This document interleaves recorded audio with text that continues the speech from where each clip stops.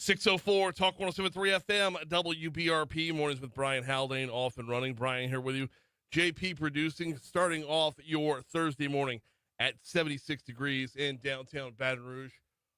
You ready to roll? I'm ready to roll. You ready to roll? I'm ready to roll. Let's roll. Okay. A lot of ground to cover this morning. Haggai's in later this hour. Cup of Tech Gumbo coming your way. We got Walt Leger from Nolan Company coming on in the 7 o'clock hour. We got Don Capola in the 7 o'clock hour. See if we can't catch some bad guys in our Crimestoppers segment. And then 8 o'clock hour, one guest only. Fresh off his trip to Ireland, our own Ag Commissioner, Dr. Mike Strain, coming by. But we start off every morning with top stories and trending.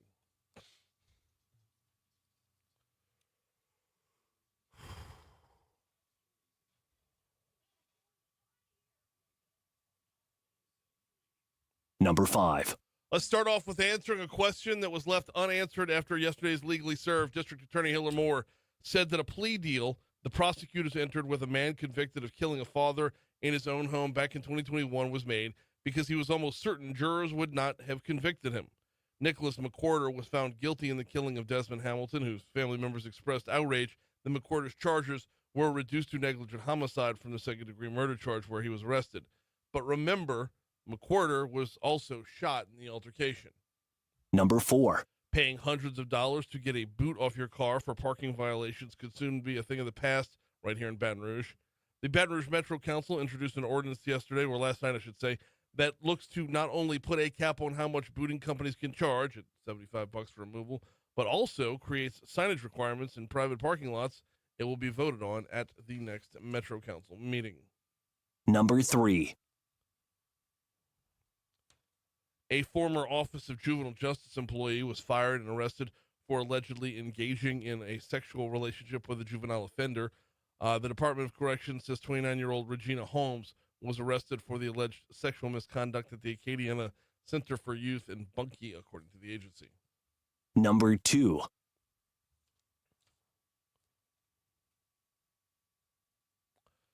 Baton Rouge Community College opened up their new $35 million nursing and allied health facility on their main campus yesterday. The BRCC Our Lady of the Lake Health Nursing and Allied Health Building, that's a long title, features new labs, simulated hospital and surgical rooms, a home health care training space, high-fidelity mannequins that simulate real patients, and a student fitness center. Number 1. And we're not done with this tropical storm Erin by any stretch of the imagination. I know they say a lot of the steering is going to take it up into the Atlantic, but we are still way too far out. That being said, Erin is likely going to become a hurricane later on today. Maximum sustained wind sitting on 45 miles per hour right now, moving west at 17 miles per hour right now. And the all-important cone of uncertainty has Erin pointed like it's going to hook around and stay out in the Atlantic, right? It's gonna follow along the islands, along Dominican Republic, Haiti, and all that. Follow along the Bahamas, and then just continue to hook and go northward. But we're still talking about days upon days before we get there. It's Thursday right now. This thing won't be to the Bahamas until about Tuesday.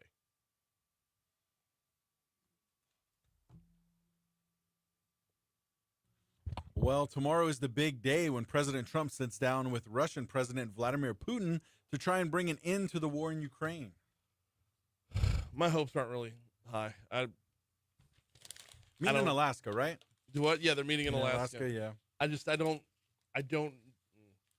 His hopes aren't high. Like he's not. He was asked at a press conference yesterday, "You think you could talk Vladimir Putin into, anything right at this point?" And he's like, not really. We'll see. Like that's an unusual lack of confidence for this president. Yeah, and I don't know. I mean, I don't know how Putin's responded well to the threats, like a minor threat, you know, of just the severe consequences that would follow if he didn't pull out of this war. Right. Put it into it. In other news, 2 of the 3 major stock indices closed at all-time highs Tuesday amid speculation that the Federal Reserve may reduce interest rates in September. I don't know. We don't need them to reduce it right now. Everything's humming along right now. Right. It's not necessary. So I don't know. I'll always take lower rates until they lead to inflation, but for now, we'll take it, I guess. But they haven't done it yet. That's the whole thing. Yeah. The stock market's jumped on the mere possibility of it. So Yeah, there we go. And we're on mere possibilities all morning this morning, it seems like, yeah. Well, I guess serving at Canes is now synonymous with winning championships. After taking home their first Texas Collegiate League championship, the Baton Rouge Rougarou spent lunch yesterday working the drive-thru at the original Canes location. So I swung by the drive-thru to grab a lemonade on my way over to yesterday's all-employee meeting. That's what it was, yeah, the lemonade, right? Well, that's what I went for. Yeah. And bro, they had the whole crew back there, man. They had a lot of Rougarou dudes just like hanging behind the counter. Had the camera crews outside and whatnot. I saw Channel 2 was filming. So they had their own camera crew out there. So I'm sure there's going to be a lot of online content produced as a result of it. But this is the thing now, isn't it? Yeah, You win a championship, you go work at Canes. There you go. For a day. Why not, Oh, yeah, this is good stuff, though. I'm sure entertaining, to say the least. Oh, yeah. They were a hoot, man. They were a hoot.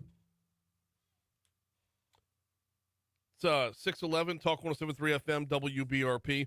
We've got our first break of the show coming up. Coming back from that break, we will have a little audio from Saints coach Kellen Moore. Also, still to come on the show, who's going to run for Senate against Bill Cassidy on the Democrat side? Our news partners, the Louisiana Radio Network, caught up with Jeremy Alford on that one. Before we take our break, got to remind you about the folks over at Mathern's. You know where to find them. They're downtown on 3rd Street. They're back in their old location on Highland, just west of Kenilworth. But, of course, the Nicholson Gateway Shopping Center. It is the 14th of August right now, which means we are, 3 weeks and 3 days away from the first home game? Or is it 2? I'm not mathing it right. No, 3 weeks and 2 days away from the first home game. Bumping around campus. Need a refill in between tailgates, or forgot something for your tailgate, Mathern's has got you covered. Or, pro tip right here, check out their catering menus. Take that burden off yourself. Take a little of the burden off yourself. Serve more than one thing if you want. But check out their catering menus over at Mathern's. And, of course, if you download the Mathern's Rewards app, you can earn cash towards more groceries every time you shop. It's Mathern's.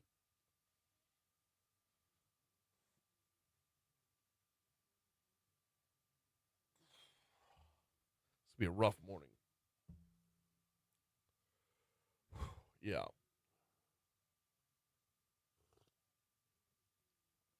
Oh, as soon as this cup of coffee is done, I'm making myself another one. No, none. And like 12 hours from now, I'll be presenting to the Public Relations Association over at Blend. And then 14 hours from now, I'll be on 10 westbound. Towards Lake Charles. 16 hours from now, I'll hopefully be in Lake Charles. And then 24 hours from now, we'll be broadcasting live. Jamie, if you're listening, whenever you see this, I'm sure you'll watch this morning. You see, I'm not the only one who breaks down what time and Jamie says it all the time, like, you make yourself miserable because you're already looking at, I'm like, but I need to know where I'm going to be at what time. My life is much in a way where I have to be like, 12 hours from now. But it's 60, the job, like though. Said, we have 24. Hard breaks. It's the job. Yeah. And I live my life the same way. Like, okay, at this time I have this. At that time I have this. Tomorrow, well, I know I got to be up at 4:30 in the morning. Like, Jamie's like, why do you do this? I need the titles on the Kellen Moore cuts. But it's good stuff. Let's see. Roster and injury update for Moore 1. Moore 2. Where does the QB... I'm sorry. I'm right. I'm saying too fast. What's the second one? Where does the QB competition go from here?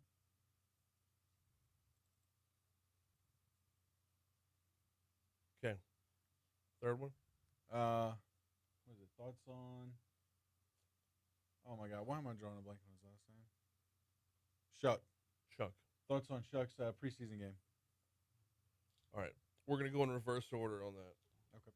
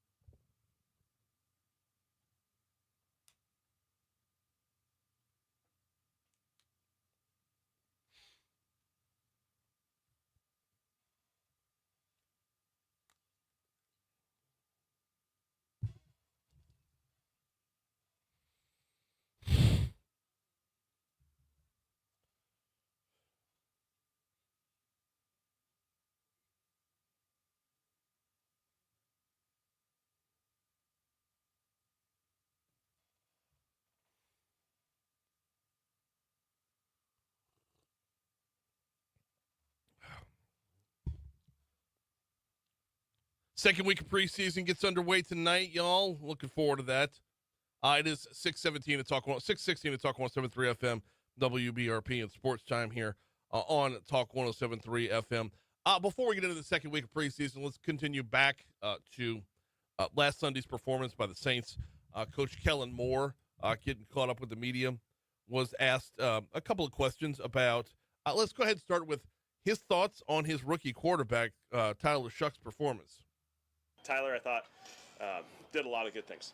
He did a lot of good things. I thought the 2-minute drive was excellent, just his rhythm and comfort level and the way he executed and all the little situations that come up in a 2-minute drive. For that to be your first drive in the NFL, the way he played the sideline, the way he played the clock situations, I thought he did an excellent job.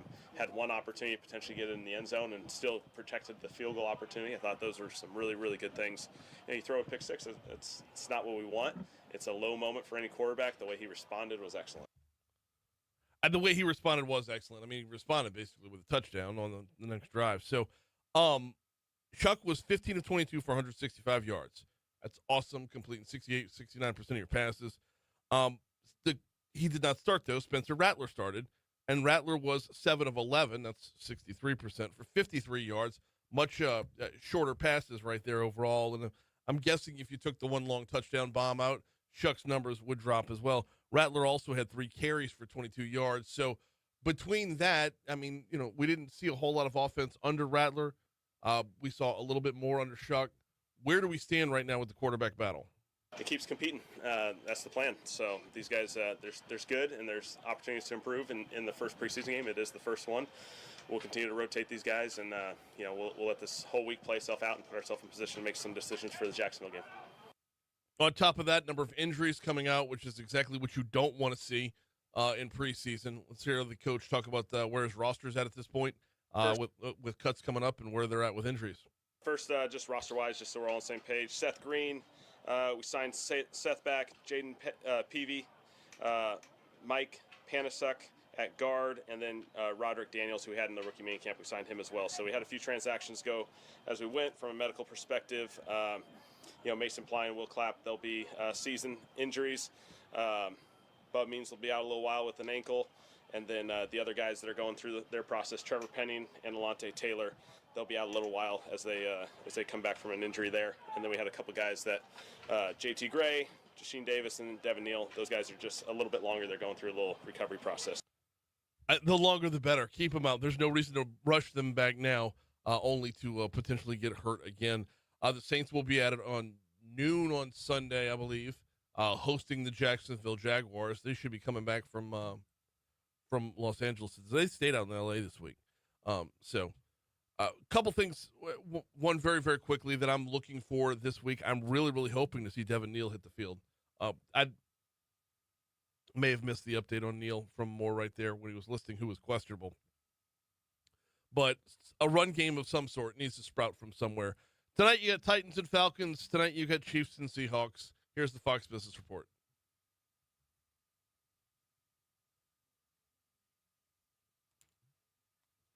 Good morning.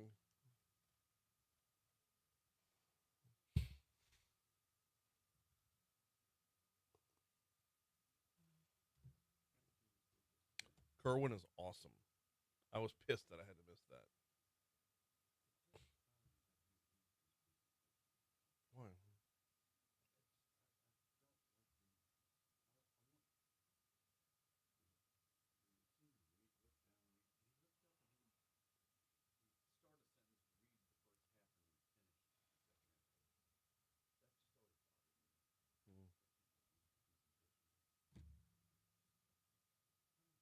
Yeah.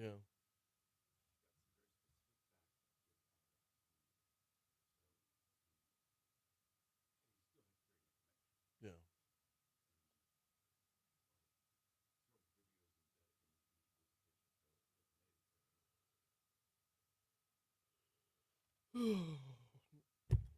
Oh, Christy, good morning. If you are listening, Christy, would you mind going to check the front porch? I think I got some shorts out there. I didn't take my shorts off on the front porch. I ordered some shorts. I think my shorts were I have a package that was delivered.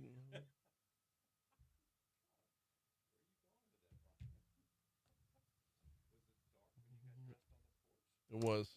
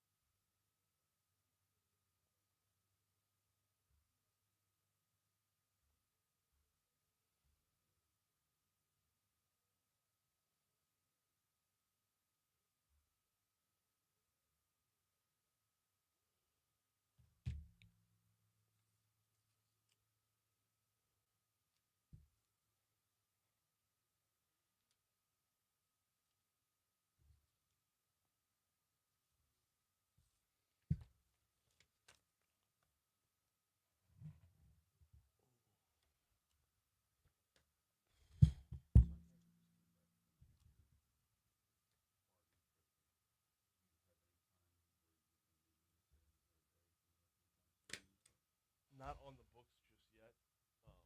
I've got a travel day coming back from LTA's convention or summit, whatever. But Dixon McMakin's covering that. Dixon and Emily are covering that one. But I'm going to hit you up probably for the next one. I just don't know when. Dude, I've got 5 weeks worth of vacation.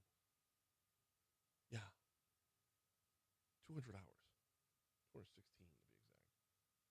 And because they just keep rolling over because I don't take them. So, and I didn't take vacation this year. We took literally 2 days worth of vacation for the RV trip. I took a day to go move Carrie in. Oh wait, this is me. But like, I'm just and everybody tells me I look like shit, which is nice of them. But I know I'm physically and mentally worn out, and it's not going to be solved taking one day here, one day there. But it's all I've got.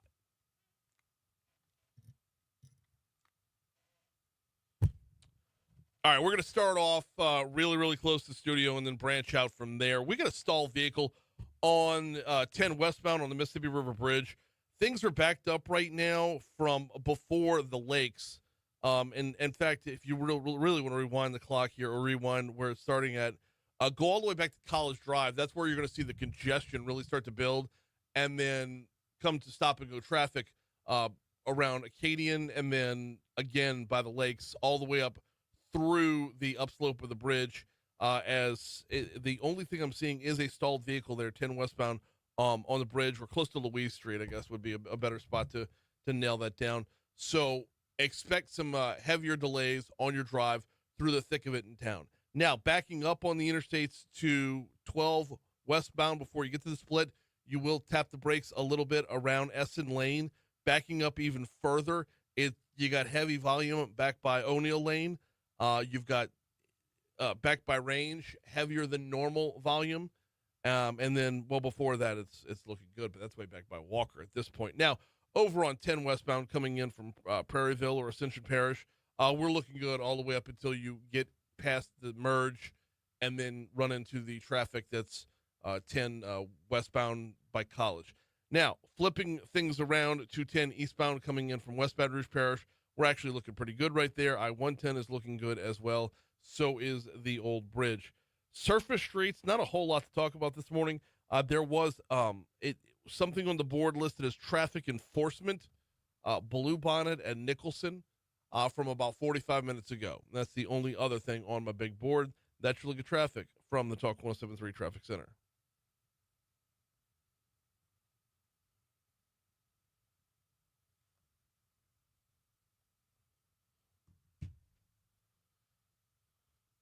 Your wife found your shorts. 626 Talk 107.3 FM, WBRP. Actually, if I can make one little addendum here to traffic, looks like Greenwell Springs Road, way up by Greenwell Springs Road. If you're headed towards Magnolia Bridge Road, you're going to find some slowdowns there. If you're moving like away from the city, and you're heading towards Magnolia Bridge Road, you're going to find some pretty heavy delays there as well. It's not telling me why, though. So just be on the lookout for that also. All right, 626 at Talk 107.3 FM, WBRP. Mornings with Brian Haldane rolling right along. Cup of Tech Gumbo coming up right in our next segment. Right now, though, want to talk politics if we can. Senator Bill Cassidy is going to have more competition from the right than the left next year. And we've got to remember that early on in the process, we have to pay attention sooner rather than later because we have the closed primaries now. And that's going to come back to bite us in the butt on another topic, but we'll get there. 3 different challengers on the Republican side for Senator Cassidy. That's pretty heavy lifting right there, right? And there could be more before it's all said and done. LaPolitics.com publisher Jeremy Alford says that when you're looking on the right, that's one thing, but who's coming at them from the left? What do the Democrats have? Well, Alford says Democrats would like to see former Governor John Bel Edwards run, but that is highly unlikely. Everyone who's close to the former governor that I speak to suggested they wouldn't bet the farm on that happening. And moreover, they wouldn't bet anything on that happening. Alford says, as it stands right now, there is no obvious candidate for the Democrats to run against the winner of the Republican primary. He says former Lieutenant Governor and New Orleans Mayor Mitch Landrieu has been mentioned as a possible candidate. The last few times I spoke with him, he had no interest in statewide politics again because he's an astute politician. He can read the tea leaves, and he knows how difficult that would be. But yes, how difficult that would be. It would be like Willie Mays playing for the Mets. I mean, and I'm not saying that, Mitch Landrieu was in any way, shape, or form Willie Mays. I'm saying you're just going to dust him off and throw him out there because he's got a name. Alford says it's unlikely that Democratic U.S. Representative Troy Carter or Cleo Fields would give up a House seat for a chance at representing Louisiana in the Senate. He says the Democratic Party is in total rebuild mode right now. It's going to be incredibly difficult, I think, for them to field a marketable candidate to run against whoever emerges from that Republican primary. Now, told you about the closed primary coming back to bite us in the butt potentially. Let's get to that part right now. It would be, if we did not have closed primaries, it would behoove Cleo Fields to throw his name in that ring. Because with the Supreme Court, the U.S. Supreme Court reviewing our case over our congressional maps, with a closed primary, there's no time to redraw the map before the closed primary. If we still had the jungle primary, we could roll right into either the regular legislative session next year or hold a special session at the beginning of the year, provided the Supreme Court comes out with something or changes something. There would be time to redraw the map. So if we still had the jungle primary, it would be worth Cleo Fields' while to say, I'm going to go ahead and try to pivot while I'm on top because my district's about to go away again.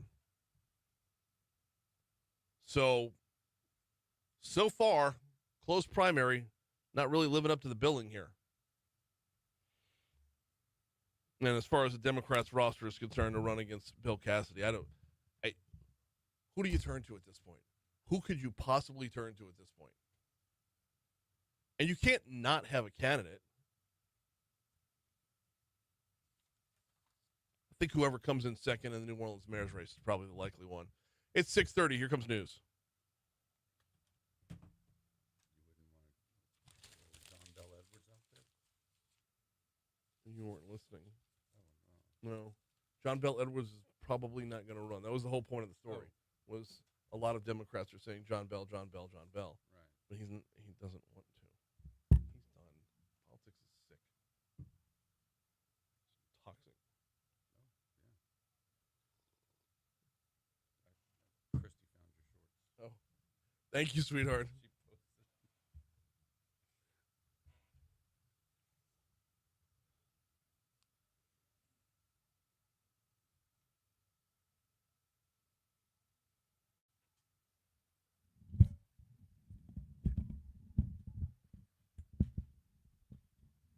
I don't want to turn on advanced protection. It's been asking me that. time we were in Canada, my messenger app would not connect on my phone. It worked on the computer, but not on my phone. Mm-hmm. And that's how our family uses Messenger to communicate. If social media is that dangerous, I don't want to partake.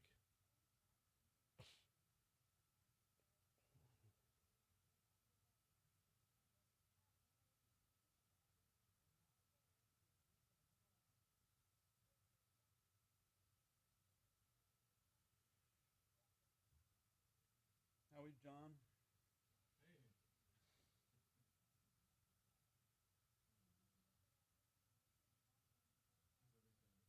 Oh, that's great. Wonderful.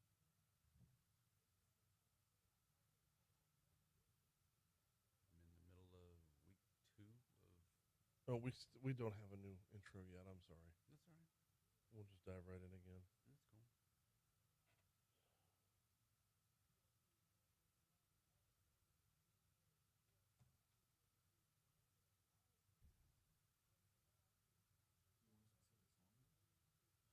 Grab just his song. In my folder, there should be a Cup of Tech Gumbo folder somewhere. Yeah.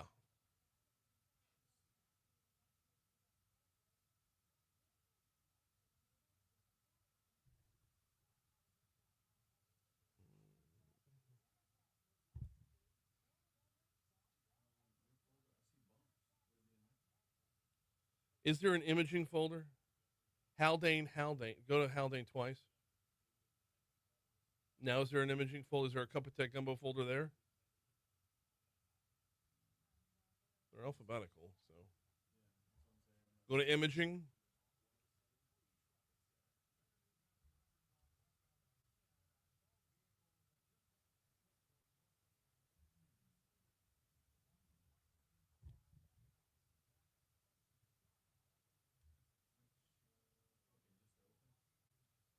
Not the open, the theme song. Yeah.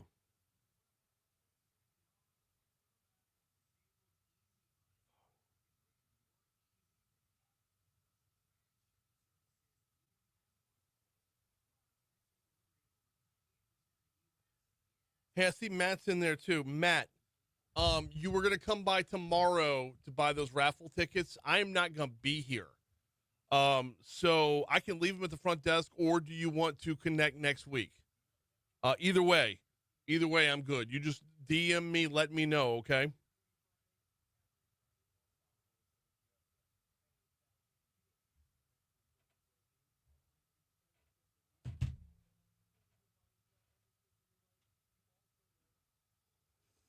So instead of, since we don't have the intro, we can just mention the new that I started it when it Yeah. intros.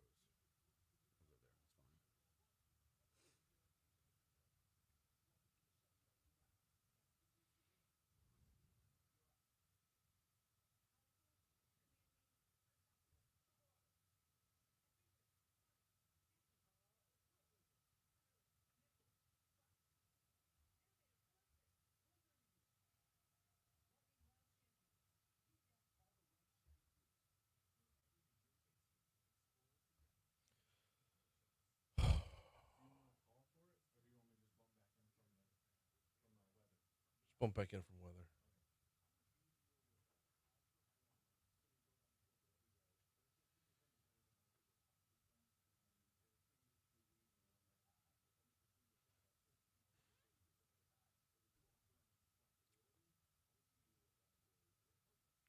Shit. Why won't this open? Ever since I ran the updates. Brian, you got updates in here. You gotta run them, Brian. You gotta run your updates. Is that new Outlook or is it online? What? Microsoft keeps trying to push out the new Outlook, and I hate the new Outlook. It's I this is a link with your email.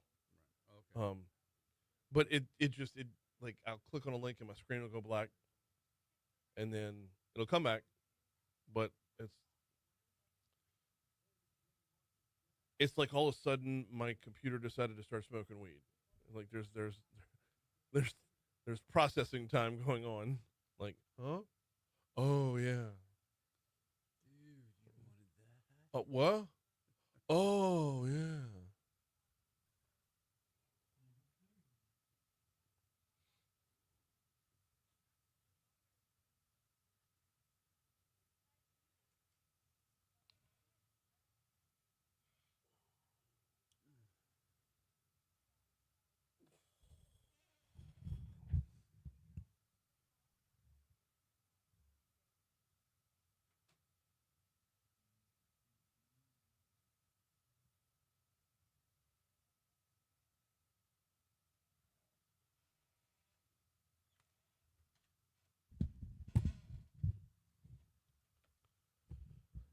.637 Talk 107.3 FM WBRP. You recognize the music, though. We got to build you out a new intro. We got Haggai Davis in for a cup of tech gumbo. How are you, man? I am great. Glad to have you on board this morning. We got a lot of ground to cover, but we got to start with right at the top of the page, one of the topics we've been covering for the last few installments of a cup of tech gumbo, talking about AI and ticket pricing for Delta. Delta has their explanation now. Walk me through it before we talk about whether or not you buy it.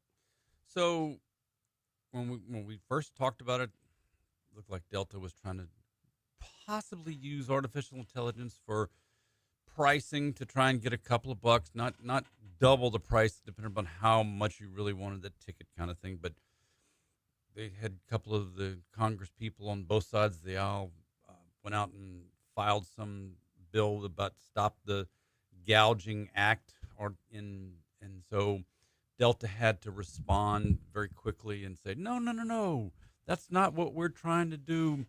We're trying to use artificial intelligence for the bigger picture to know if the flights we're running are the flights that our passengers want, and how many people are on average flights, and is our pricing set up the right way. So it was overall pricing, not individual airfares, what they are coming back out. And whether it's spin, whether it's they got caught with their hand in the cookie jar and they're pulling their hand back out kind of thing, we'll probably never know. Right. But yes, they have backed off. They have crawfished away as quickly as they could. Okay, because everything that they said in their explanation that they were trying to do, they've been doing for years. Oh, sure. It's standard yield management. It's very basic business practices. It happens in airlines. It happens in hotels. It happens at some restaurant reservations. It happens based off of, how to build your data. We've known for years how to build data sets to tell you, like let's say in a hotel, I have a 300-room hotel. As I have fewer and fewer rooms available, more and more discounts get closed off. As I have fewer rooms available, we're done with the Travelocity rooms. We're done with the Priceline.com rooms. We're done with your group rate at this point, your government rate at this point. Government rate's going to stay the whole time. But you get what I'm saying. Right. Your discounts start to close off, and you get towards your max rate, your cap rate. And that's machine learning. That's artificial intelligence. That's We've been around for a long forever. time. Absolutely. But they were trying to, it was on a earnings call with Wall Street when the first time they said this. Mm-hmm. And when people heard this, they started asking, and Delta didn't back up and say, no, well, they just let the whole story fester. And that's their problem. Instead of addressing it when they opened up their mouth and said AI in an earnings call, because AI is such a buzzword now, right? That oh my God, AI, ooh, they're thinking, hey, this is a sexy thing. We'll say this on this earnings call and people will get, excited about it. Well, they went excited the way that Delta was not expecting. And so they had to backtrack and say, no. They've been doing these things forever. I mean, you go to delta.com right now and you just pull up an airfare and a Baton Rouge to Washington route, and you click refresh. You're going to get 6 different prices every time you hit a refresh. Mm-hmm. Because, for the exact same flight on the exact same day? Yes. Yes, you do. I shouldn't. I did it back in June going to Seattle for our vacation. Mm-hmm. Every time I clicked refresh, it was up or down a couple of bucks each way. And I was like, what the hell's going on here? Yeah. And that's me logging into my American airline account. I mean, it was American doing it, not just Delta. Right. And so, yes, that's machine learning that's been around for a long time. They were trying to use the sexy little buzzwords of AI, and they got caught, trying to talk about something they weren't ready to talk about. Can we go back and prove one way or another that whether or not they actually did say they would use personal data? No, because it was just a whole lot of reporters and people who heard the phrase and started making assumptions and started when the Wall Street Journal starts reporting things because what they hear on an earnings call, that's when the story starts running. And then you get people in Congress who were trying to run for re-election. They decide, let's go file a bill because of what Delta said on their earnings call we saw in the Wall Street Journal. Right. Boom. And now this thing starts spinning out of control. And the only thing they can do was jump out and say, no, that's not it. Stop. Wait, please. It just feels like it took a while. It did. That's my whole thing. It took way too like, long. I mean, crisis management 101, and they failed on that moment. Right. Yeah. And in politics and business, it's the same thing. If you're explaining, you're losing. Absolutely. Someone stepped up in a follow-up meeting, turned into the substitute teacher from Key and Peele and said, "You done messed up, Aaron," and then they went back to fix it. Yeah. So, I would have had a little more respect for them if they would have just been honest and said, "Yeah, we were going to try that. We were going to try it." Turns out, completely unethical. Sounded good at first, but completely unethical to tell the first person in line that their ticket is going to cost more than the third person in line because the first person has someplace they got to be. Yeah, I mean, if the artificial intelligence is sitting there looking at, oh, look, there's Haggai. He's going to South Carolina for business. He's logged in from the office. Mm-hmm. We can charge him a little bit more because the company's probably paying for that. Well, and so would the current technology, and this might be, would the current technology be able to determine who's got the company's American Express and who's using their own to affect rate? Probably not, because Okay. the credit cards, the American Express, even if it's a company card, still going to have my name on it. Yeah, It might have the companies as well. Right. And whether or not they know that that's a corporate card versus an individual card, I don't know if they're going to go that far with it. There may be something to that, but it would be that's really, really deep in the weeds. Okay.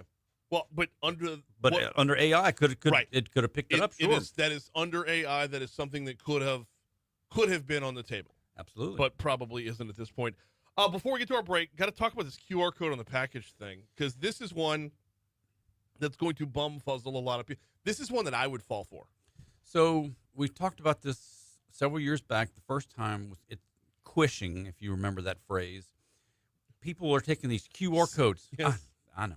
Well, no, I got very sophomoric with that phrase. Yes. Yes, but these QR codes, what's happening is people are taking these packages and slapping a QR code on it.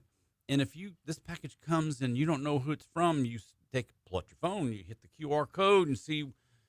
Well, a lot of people are taking and putting malicious content onto these QR codes, Mm-hmm. so that they're redirecting. You think you're going to Amazon's website, but you're not going directly to Amazon. You're going through their server somewhere onto Amazon, or you're going to Amazon.com. Either one of those kind of scenarios, but they're running your information through their servers so they can read everything you've got, including your credit card information. Is Amazon.com a thing? Oh, I made that up. That would be awesome if it was. It probably is. I would Get imagine. in the zone, Amazon. But so if you get a package, and this was an FBI warning. Are the QR codes coming from the person who sends the package? No, usually not. Okay, that's why this is one that would trip me up, because, like, for example, I just had a pair of shorts delivered and they were on my front porch. If there was a QR code on those shorts, I would work under the assumption that the QR code was put there by the person who sent the store that sent me the shorts. With the same reason that if you go to the gas station and you see a QR code on the pump, mm-hmm. don't just scan it, because a lot of people are just sticking these QR codes on gas pumps. Or when you go to a restaurant, you see a QR code in the middle of the table Yeah. because that's how you got to order. Yeah. A lot of people are taking their Well, QR codes. and that's assumed leftover from COVID, where we couldn't have paper menus. Right. And so Another one of those brilliant COVID ideas. people are putting their own QR code over the top of that, and it's just redirecting through their server onto the restaurant. All right, we got a lot more ground to cover. During the break, if you're watching on Facebook Live, we're going to talk about Wi-Fi extenders if you've built out a mother-in-law suite. On air, you got Traffic in Your Money Now. We'll continue Cup of Tech Gumbo next.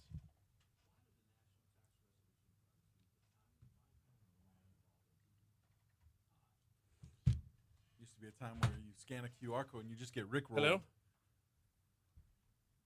Hello? Mom? The severity hasn't. I think my mom butt dialed me. All right. Wi-Fi extenders. Yes, Wi-Fi extenders. Okay. So we have our router in the house. Want to use our Wi-Fi in my mom's place, which is in the backyard. It's working, but not great. There's a little buffering going on because of the distance and whatnot. So, 'cause we have a huge backyard, palatial estate, the Haldane place. Well, a couple hundred acres, Yeah. at least. Oh yeah, it's just rolling hills as far as the eye can see. Sure. Yeah. Along with the pond with the alligators and sharks in it. Yes. Laser beams on the sharks, by the way. Oh, nice. Nice. You Recent- got the upgrade. Recent addition. I wanted some freaking sharks with some Cool. freaking laser beams. Want to have the Wi-Fi extended. What is your best recommendation for a product? Because my mom bought something that says plug this in right next to the router, and it had 4 little antennas on it, and you have to download an app, and it's just like, if the Wi-Fi extender is right next to the router, I don't understand how that helps. Well, no. Would you have to have the extender next to the router to get it configured so that it's on your network, and then you take the extender out to her place, out into her. No, that's not what the directions said. That's not the way they typically work. You're looking for a mesh network. Mesh network. So the mesh, what happens is if you're not going to run a wire, or if you're going outside, you would want to bury a run of fiber out to the house in the backyard, and she would be and then plug your, if you ran Ethernet out to her place.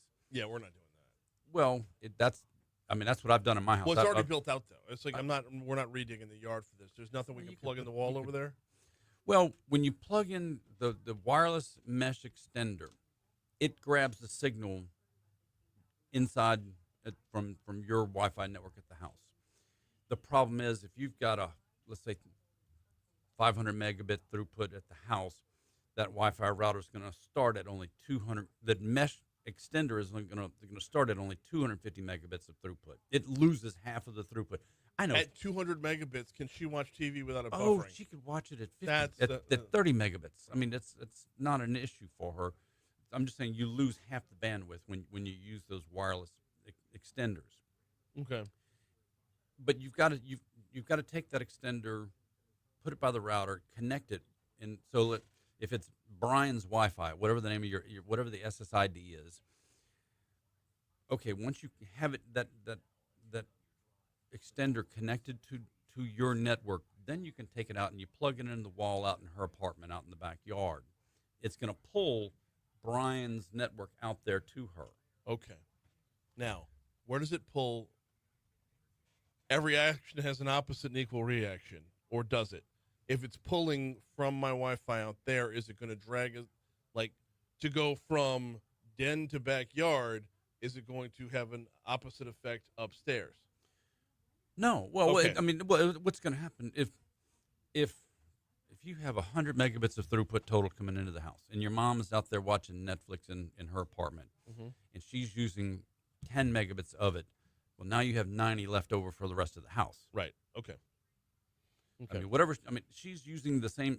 It'd be no different than if she's sitting in the living room on her own computer streaming something. We were a full minute over? Yeah. So that's going to be if the break isn't zeroed out. Yeah. That's something you need to pay attention to, is if the break isn't zeroed out, because I had a live read scheduled right there. Yeah. So if there's a live read for 46, that there will be one less spot there, and it'll autofill with promos. And if it autofills with promos, either I need to get out a full minute earlier, or you need to delete those promos once that break starts. Okay. Back to it. So Troy's he uses the Linksys VLOP as his extender. Is that the name of the product? Probably yes. Links, VLOP? Linksys, LINKSYS. Linksys. I have always used Linksys Wi-Fi routers in my house. I have Ethernet run up through the attic and into access points in the two extremes of the house to extend our network. Okay. We got to hop back in. Yeah. But when you get a chance later on, just text me the title of it, the name of it, and I want to make sure she has the right one. And the one that we got, the instructions were incredibly stupid. 652 Talk 107.3 FM, WBRP, mornings with Brian Haldane, rolling right along. Got to remind you, we will be on the road tomorrow, jam-packed show coming to you from the Legislator Conference in Lake Charles. The great folks over at Industry Makes, their whole mission is telling the story of industry in Louisiana. Their whole mission is sharing how we do it a little bit better. We do it cleaner. We do it safer. And it is, not just business, but it's people. It's the people that run industry and manufacturing in Louisiana sharing their stories. And that's a big chunk of what we're going to be doing when we broadcast live from the Legislator Conference tomorrow. Can't wait for it. Check out industrymakes.org to learn more about them. Industrymakes.org, picking up the tab for us to head a little westbound and down on I-10 to head to Lake Charles for tomorrow's big conference. Okay, continuing with a cup of tech gumbo right here. I'm going to get off script completely here. This isn't something you sent over. At least I don't think it is. All right. Have you heard the Business Wars podcast? No. All right. So on Apple Podcasts, I'm sure it's everywhere. Yeah. But I've been listening to Business Wars lately and got the whole story behind Elon Musk buying Twitter. They do a very good job of storytelling here. Elon Musk buying Twitter, and I completely understand now why everyone was so unhinged about him. I completely understand because the childish antics behind the scenes were ridiculous. Yes. Were ridiculous. Now, Twitter's not dead. It's on life support. Well, I mean, it's on his money support. They're keeping it alive not through revenue. Twitter is still very much alive and rolling along, and everybody says, Twitter will be dead in 3 weeks. No. It'll be dead in 6 weeks. It'll be dead in 6 months. It's not Twitter will be gone by the end of the year. It's not. And here we are 3 years later. It's not going away because he's got enough money to keep pumping into it to keep it alive. So, regardless but that's why people believe that. That's why, because of his actions leading up to it. And this business, one man's story, one side of the story. Elon doesn't tell the story. It's a third party telling the story. So we did a lot of stories on Tech Gumbo about articles where people were interviewed, employees who had been released, or people who were there in not using their real names so they could tell us what was going on inside the company. Yeah. This dude was reading the texts back and forth between Elon and what was the engineer's name who was running he was an engineer, but he was acting as CEO. Indian name, dang it. I don't remember now. I'm not gonna remember it right now. But anyway, Patel, it was something with Parig. Parig, yeah, Yeah. Parig, yes. So just all that back and forth. You would think there would be a little more business acumen and a lot less kindergartner, and there was a lot more kindergartner than it was all. But emotion. Here's the thing, though, and this isn't just Elon here. There's a lot of that running through all of Silicon Valley. There's a lot of childish antics and ego. Oh, sure. You've got billions and billions of dollars in people's back pocket where there was not, just a few years prior, right. and most of the time they're relatively young, right? Because they've just created some startup, and so, hey, instead of making a few bucks for beer money, they're making a few bucks to buy Budweiser kind of money, right? And so it's a big difference. And that was the second Business Wars that I listened to. The first one was about the AOL Time Warner merger. which was equally fascinating. Although it made the children sound a lot more positive in that one. But speaking of which, AOL's going away. The AOL dial-up is Right. going away. Right. So Okay. America Online is still a thing. You can still get there using the internet, Mm-hmm. the modern day internet that doesn't use dial-ups, because for some reason AOL has still had their dial-up modem bank available for you to use if you didn't have DSL or cable or whatever, Does anybody in America still have dial-up? apparently. Wow. There's a few, I guess. I mean, there's It's not that many analog, 2025. but there's not that many analog phone lines available anymore. Right. So there are no analog phone lines available, and it's just interesting that there are people out there who. But there's look on techgumbo.net. I look at the statistics. Easy for me to say. There are people from Windows XP computers still coming to the site. Oh, that's insane. Yes. Oh, man. All right. So dial-up is going away. Also going away. Hulu TV, Hulu Live, all of those types of things. Disney owns it out 100%. They bought out the NBC Comcast share, so Disney owns it entirely. Mm-hmm.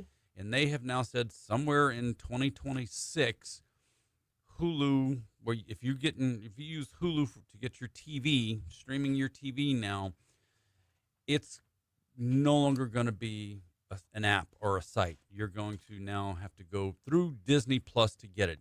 Hulu's is the brand Hulu is not going away, but it's now going to be a feature on Disney Plus. So you're not going to go to hulu.com or use your Hulu app anymore because that app is going away sometime next year. This is going to be the breaking point where Disney's going to be more expensive than traditional cable was. Yes, it is. Because Fox Sports and ESPN, which Mhm. Disney owns both of Add those. the NFL Network to that now. And the NFL Network. And so you're going to have, at some point, everything is going to be on Disney. Yeah. And people have been, everybody, remember back in cable days when people, why can't I just pay for just the channels I want? And, well, now we've got that. You're costing you 3 times what it did with just cable. But I'm not paying for just the channels I want now. Because when I pay for Disney, I've got to pay for Marvel. And when I pay for Disney, I've got to pay for... That's where I was going with this. Right. We've gone full circle back to, Right. And Disney Plus is going to get real expensive sometime by the end of 2026 when you've got to have all the stuff under the Disney umbrella that you're going to have to pay for if you're wanting to stream it. Well, full serving at Tech Gumbo, Saturdays and Sundays right here on Talk 107.3 FM. And, of course, anywhere you get your podcasts on demand. He's Haggai Davis, joins us every week. Always appreciate it, brother. You bet. 7 o'clock. Let's catch news, traffic, weather. Hour 2 is coming up next.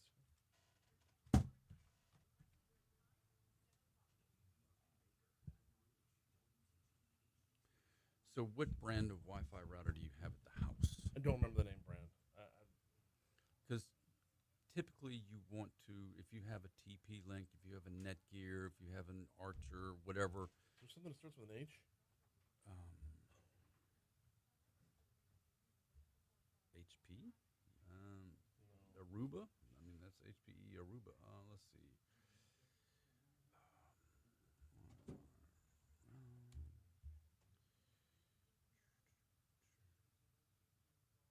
And I know she doesn't want to buy something twice, but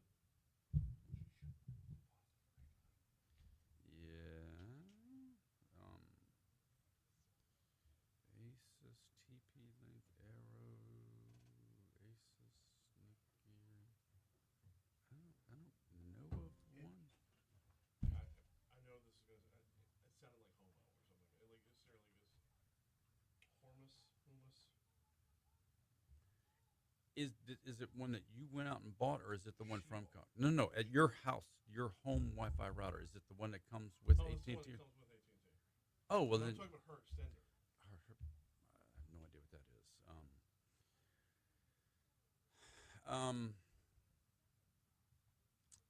So because you're using the AT&T Wi-Fi router, you may have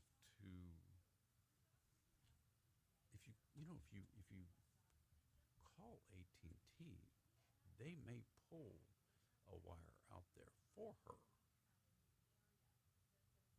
and extend it. Put it, put an extender or another access point out there in her apartment instead of you trying to, because if AT&T's got that router locked down, it may not allow you to attach the extender.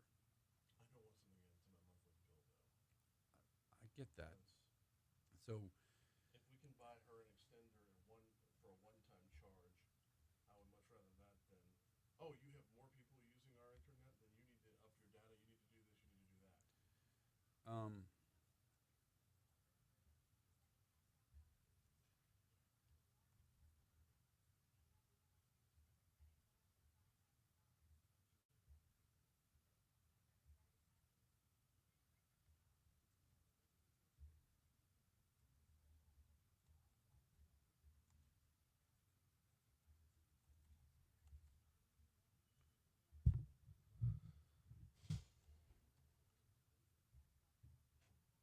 They range in price. Like Walmart has an $11 one, I just sent you, and then okay, sent you this link.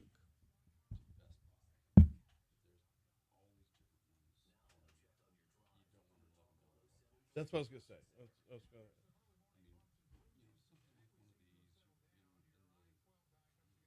And you see, so I need to bring it to the house, plug it in, and buy my router so it can find the router. Now, once it's found the router, I can unplug it and then bring it out and plug it into hers.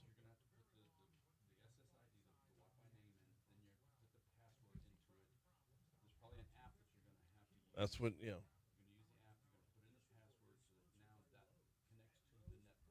Okay. Okay. Cernoff? Is that right?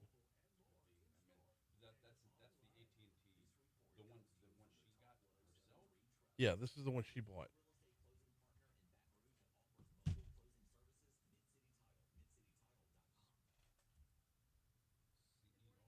SERNOV.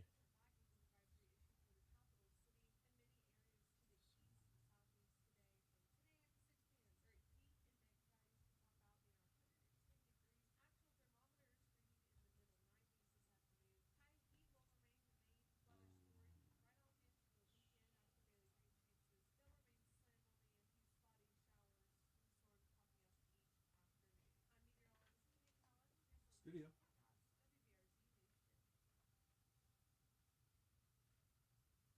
Hi, yes, sir. I'm sorry. What's that?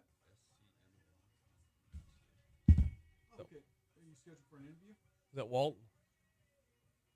Okay. Give me 1 second. Let's be on Cassie for an interview. I was told he wasn't available this morning. Let's go. Let's go. Yeah. You want to go now? Yeah, hell yeah. Let's go. Okay. Okay. No. All right. Pivot here. Let me right there. Yeah, let's roll. All right. Appreciate it, Haggai. All right, Haggai. Have a good one. 7:05, Talk 107.3 FM and WBRP. Mornings with Brian Haldane, rolling right along. Hour 2 coming your way right now. You know what? I'm sorry. Brian here with you, JP, producing. Literally, you got the confirmation as we speak. All right, we're going to pivot right now and blow past top stories and trending. And you know there's only a handful of people we do this for. One of them's on the hotline right now. He was in town on Monday, probably still in town. He was in town on Monday to roll along with Linda McMahon, our U.S. Secretary of Education. Senator Bill Cassidy on the hotline. How are you, man? I'm doing really well, Brian. How are you, man? I'm very well as well. Awesome to have you on this morning. Really, like, whenever we talk about Louisiana in a winning fashion, I always love these conversations. So let's dig in real quick. Tell me all about how Monday went. So the secretary came down. She's doing a 50-state tour. Secretary of Education, Linda McMahon. I am the chairman of the committee, which has oversight over the Department of Education. And so, you know, we have breakfast or we talk on a regular basis. So she came down and wanted to discuss Louisiana's progress in literacy. And I'll just say credit goes out to the teachers, of course, to the parents, to the Bessie board, to the legislature. But Louisiana has put in a different way of teaching, and our kids are doing better. And by the way, other states have noticed. For example, New York is now moving to the model that Louisiana has embraced. All that is good. Now, there's more to do, but still, that is good. So there's an incredibly complex, difficult to follow, extensive formula that Superintendent Brumley has put in. Let teachers teach. Unbelievably difficult to unpack this, Senator Cassidy. Can we replicate it elsewhere? Yeah, you can. And really, it goes back to what a lot of folks had, the way they were taught to read when they were younger. They're using phonics, and they had a demonstration of a teacher going through cat, ta, and hat, ta, for cat and hat. Right. And so, as opposed to just showing the picture of a cat, and you're supposed to memorize cat. Now, I will say, and one of the teachers, I think from Allen Parish, brought up that there's a group of kids who are still not responding. And that's where I'll go back to the issue of dyslexia. 20% of the people listening right now, Brian, are dyslexic. The kids are, the grandkids are, something like that. You know who you are. You're in first grade, you're a smart kid. They ask you to stand up and read, you can't, and all the other kids make fun of you. You overcame it, but not everybody does. And in full disclosure, my wife is the CEO of a public charter school for children with dyslexia, Louisiana Key Academy. Yeah. Dyslexics learn to read differently.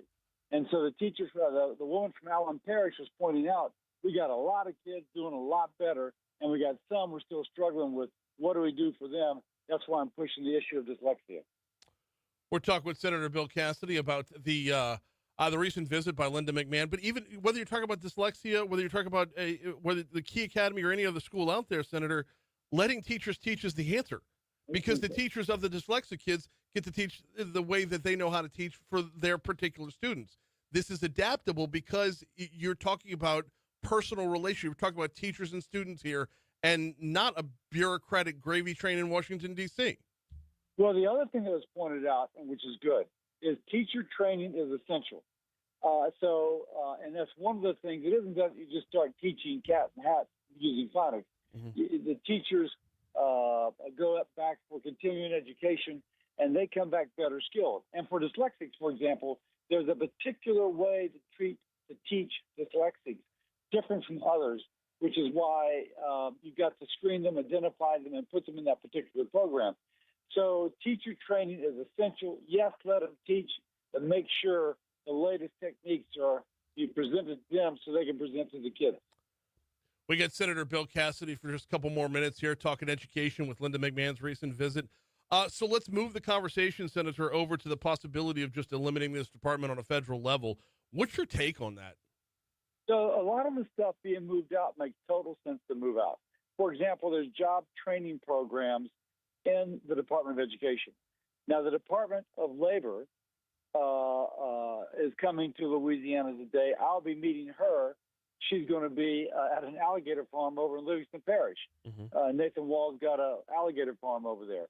So if you combine job training programs between Department of Education and Department of Labor, that kind of makes sense.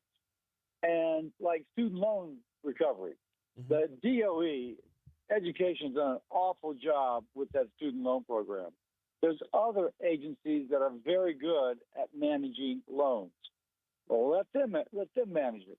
So there's aspects of the Department of Education that can move out, and the taxpayer, I think, will be better served. Some parts you're going to have to work on. So, for example, how do you monitor how states and schools are using federal grants? You don't want them wasting money. You want them to use it wisely. Right. So that we're going to have to think through about how you manage that. Okay, so Department of Labor brings up a kind of a gray area for me, Senator. And I'm going to ask. I don't know that there's an answer to this because I don't know if it's been asked yet. But all too often we hear that we need to do a better job of preparing our kids for the workforce, workforce development as the result of education. How do we walk the line between workforce development and not creating an entire generation of worker drones? Well, I think exposing kids to opportunity in different ways.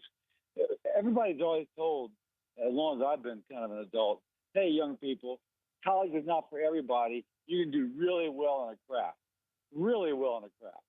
And for some reason, that's just not penetrated because we have a shortage of craftsmen and women. And now I understand there's somebody on TikTok saying, hey, if you're a plumber, you do really well financially. And by the way, you don't have to wear a tie. And so now kids are interested in plumbing. Right. And by the way, plumbers make more than doctors, best I can tell. And so it may just be that we have to reach young people.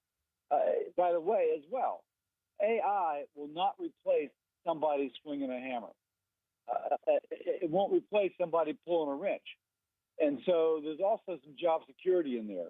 I think we just need to educate young people about the different opportunities and the advantages of it. And some doctors are actually could be considered plumbers as well. I guess it depends on your field, right? I was a gastroenterologist.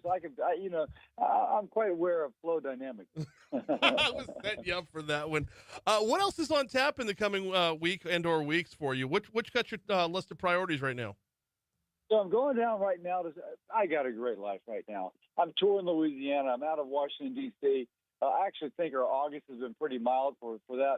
Going to speak to some agents that help sell life health insurance policies, then going to see the labor secretary, then going to Ascension Parish for their economic development luncheon, and just moving around the state, seeing the people in our state. Just excited about it. He is Senator Bill Cassidy. Wait, last one before we get you on. We'll get you out of here, and I appreciate the connection this morning. Going back to the Department of Education, was there an area that we needed to keep? Yeah, we need accountability for our tax dollars. There are federal dollars that come down to state and local school boards, and I can promise you that there'll be a lot of people upset if it turns out, for example, that the Chicago Board of Public Education is spending federal tax dollars on stupid stuff. Yeah. And by the way, you can imagine that happening. So we need to keep that accountability in. Can that be folded into another department as well, though? I mean, the same department that cuts the checks would be able to do that, right? Yeah, but on the other hand, if you've got something which is really important in a huge department with many important things, is less likely to have attention paid than if you have something which is really important in something which is focused upon that issue. The other would be, for example, children with disabilities. Incredibly important. You got to make sure that they have their accommodations. I'm afraid that if you move that over to someplace like Health and Human Services has got so much going on. Oh, Will this be lost in the shuffle? And before we move those sorts of things, we got to make sure they're not lost in the shuffle. He is Senator Bill Cassidy. We always appreciate the time and the insights, sir. We will talk to you very soon. Thanks, Brian. Always. 714 Talk 107.3 FM WBRP. Ran just a hair long right there. Let's keep it on time. Walt Leger is next.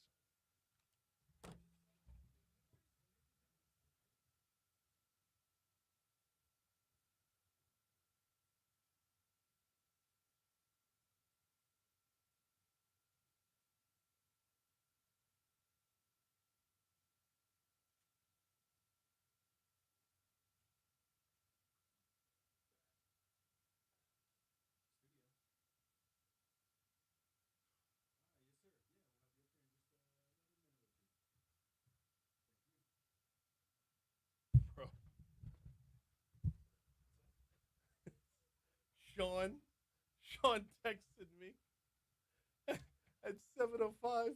He says, "Are we confirmed for today?" I said, "We are now." Yeah, man, I get nervous, man. It's like Bill Cassidy, ready for an interview. Nowhere on the list. So I offered up the segment. I did. I said, "Can we get him on?" I was looking for a way to get him on after McMahon's visit, and then I said 7:15 Thursday. And then when thinking about Legislator, I had to move Nolan Company up to today.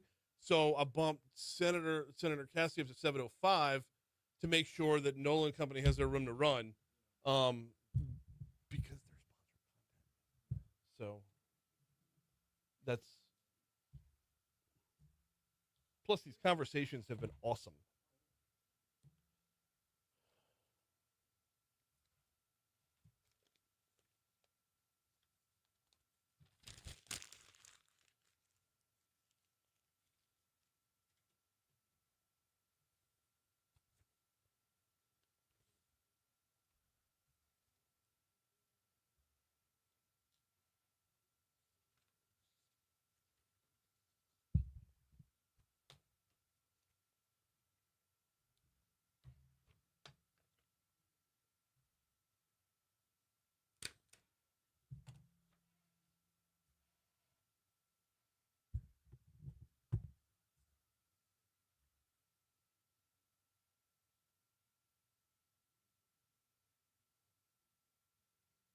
Haggai sent me a link to Best Buy. Like, I want to know which one you used.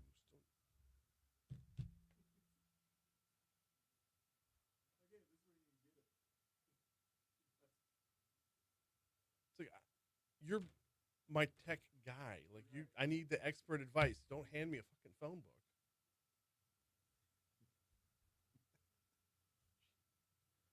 At least it wasn't for Amazon. Amazon. Get in the zone.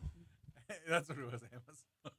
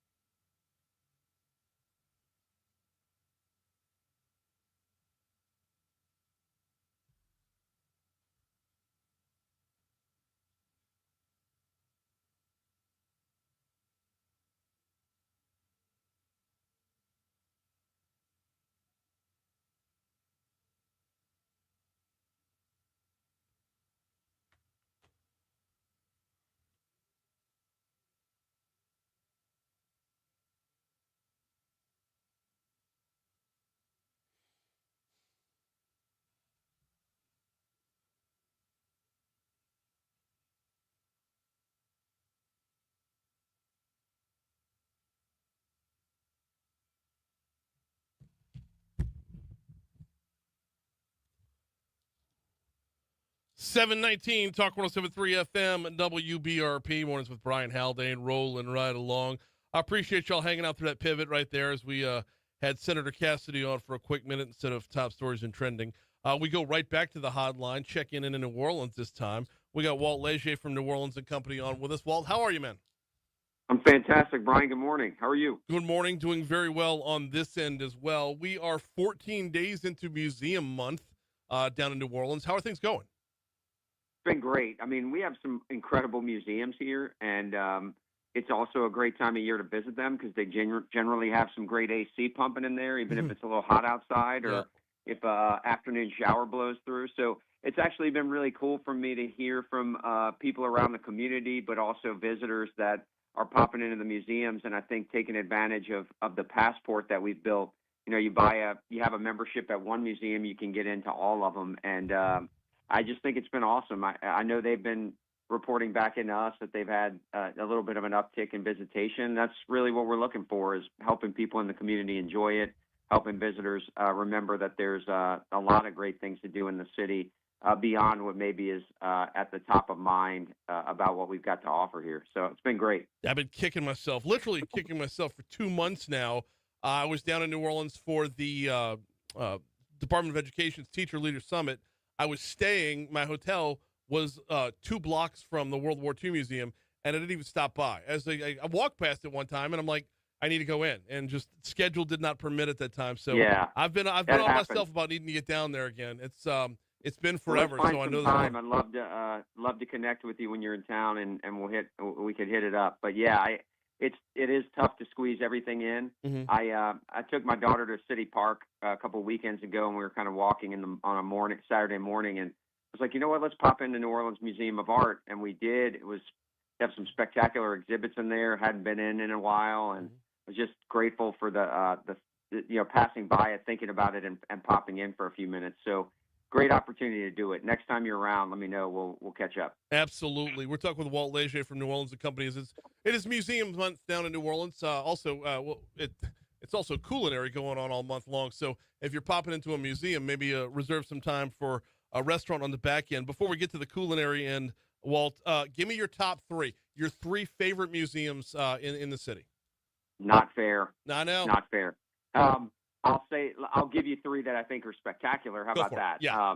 One, it's tough to not talk about the World War II Museum. I mean, truly one of the most special places anywhere. It just keeps expanding. You need more than a day to cover it all, and also just inspiring the things that were accomplished and the connection to our community with the Higgins boat.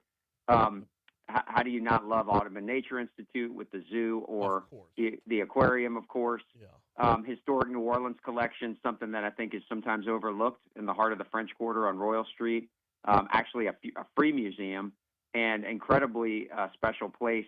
In fact, they're the ones who broke the story about our new Pope being connected through his ancestry to the city of New Orleans. So that's 3, but there are 29 participating museums and literally dozens of experience. The Museum of the Southern Jewish Experience is new, opened during COVID, is really incredible, has gotten some great press.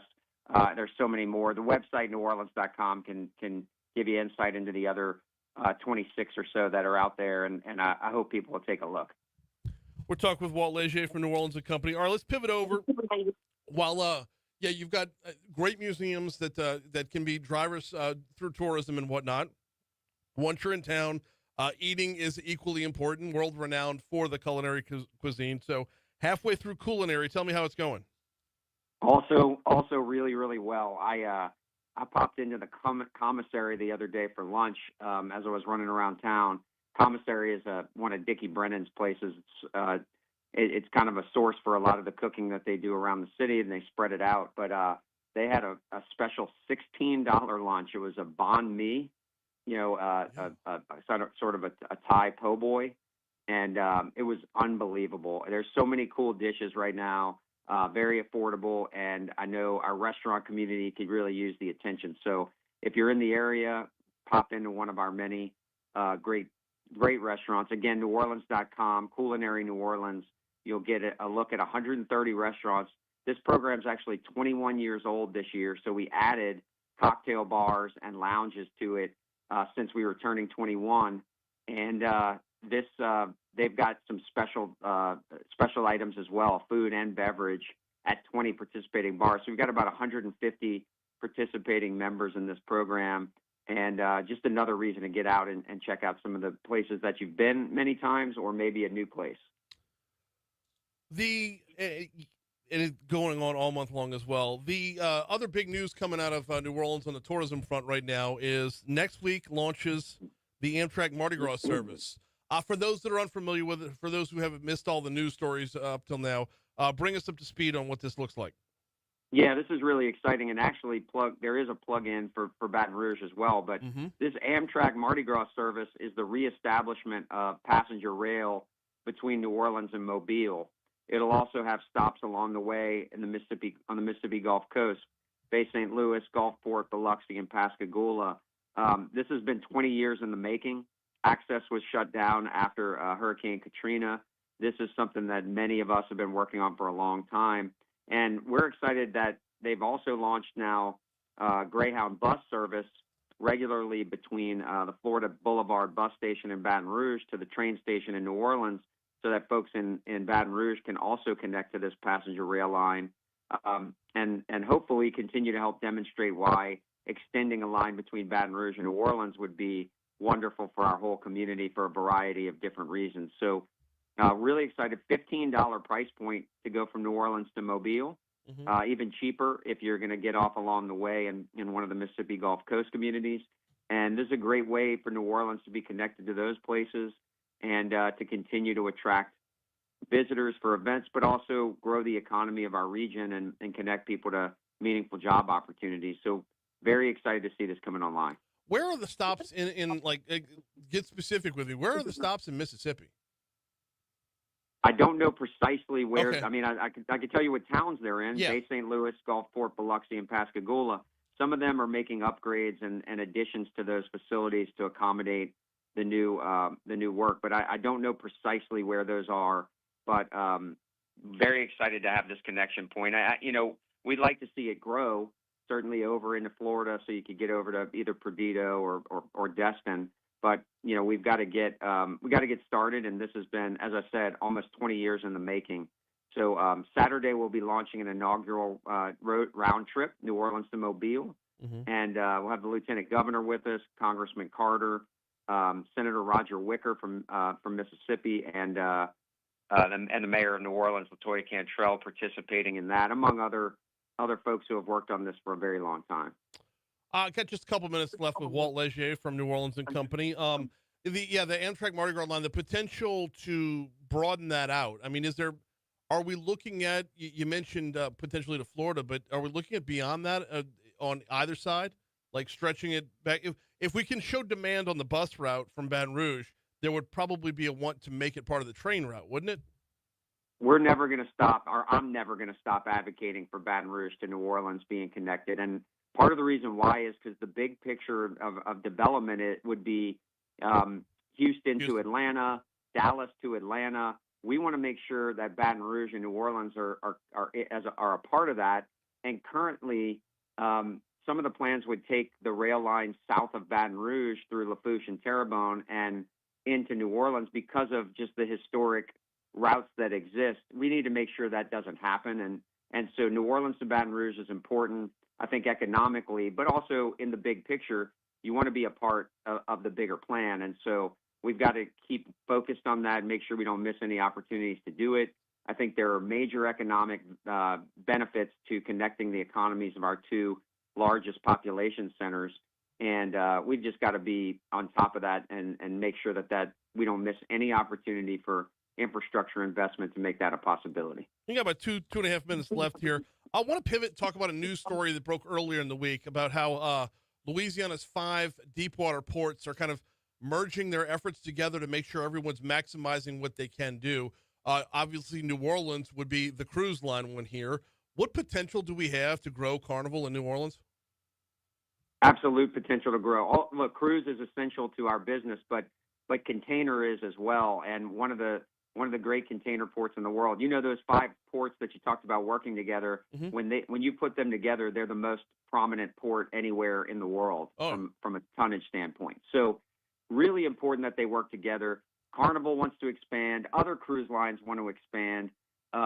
The variety of what we can do in this port system is really unmatched. And when you talk about cruise in particular, though, what's unique is river cruises and also ocean-going cruises coming out of our region here. So highly important, competes at a very high level, and yet still room for growth. So we'll have to continue to make infrastructure investments to make all these things possible, including probably a new terminal at some point.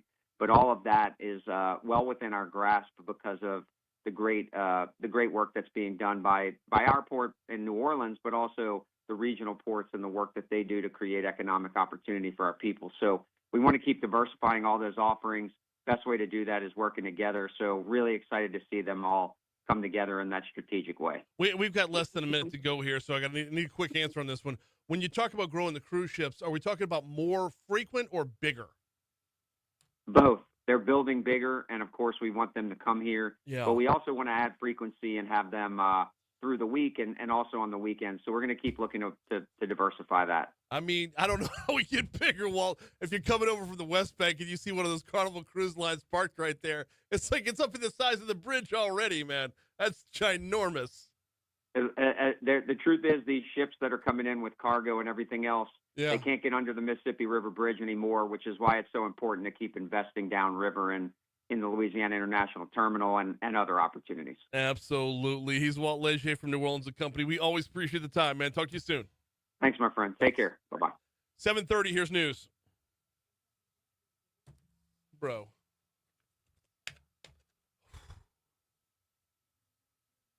And this is why I get off schedule on live reads. Shit.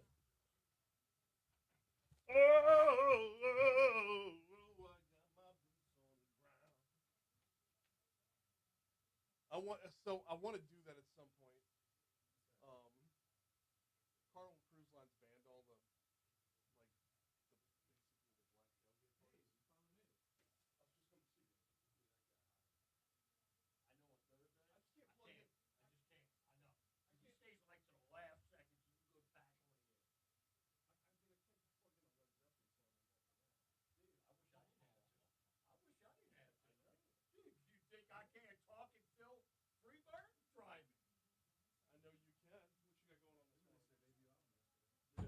Hey, Don! Dude, I'm done. I'm done with the Saints, dude. Why? Dude, I play NFL films, music. I get the most male cheerleaders. Could you see me in 82 when I was at LSU? Dad, you and Mom going to the game tomorrow? Yeah, why? Well, guess what? I'm making my 2 bids, 4 bids, 6 bids $1. The hell is that? I get male cheerleaders in college because you hanging out with chicks. You follow me? A male cheerleader Saints had the most. You think Tom Benson, if he was still alive, that shit would happen? Hell no. And we still drinking Dixies. And you know every one of them's hanging out in the 700 block of bourbon. Huh? You know every one of them's hanging out in the 700 block of bourbon. Unbelievable.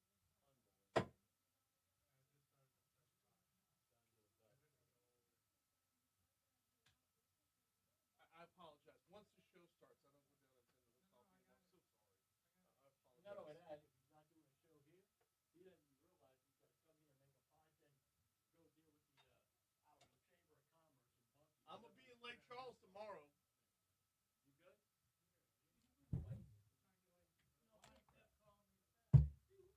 What the hell? I'm fat. I'm fat. I'm not calling people fat.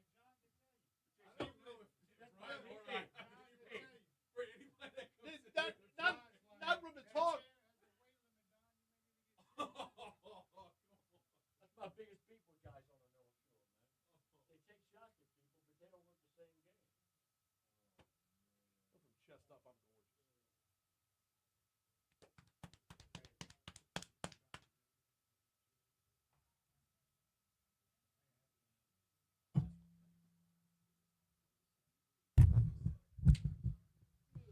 So we need the camera like all the way up in the corner so we can see that whole thing, and just one big boom mic. How are you, brother? You good?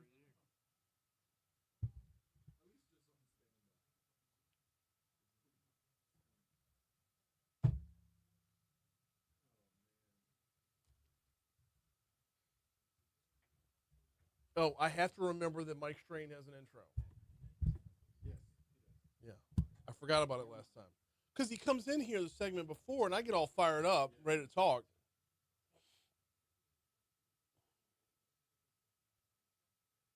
I need to borrow 60 seconds from you because I've been running long all morning. I had an unexpected interview at 7:05. So, okay.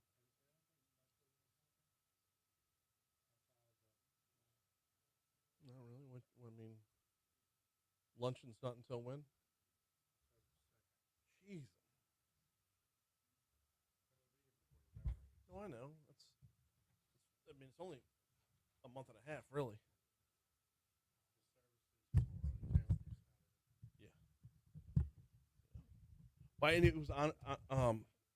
Oddly enough, and I had Chief Morse on Tuesday. Yeah.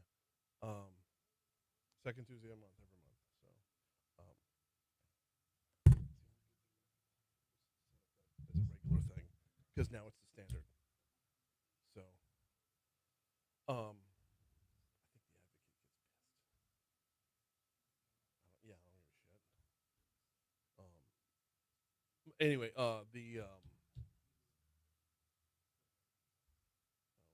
it was in talking when Chief Morse was saying that the services were coming up this. He said probably Saturday. I said, um, honestly, it's been more than a year since we've lost an officer because I'm thinking back to last year's Crimestoppers luncheon, and y'all have that moment where you honor the who was fallen, and Matt Williams made reference to, we don't have any this year, and thank God for that.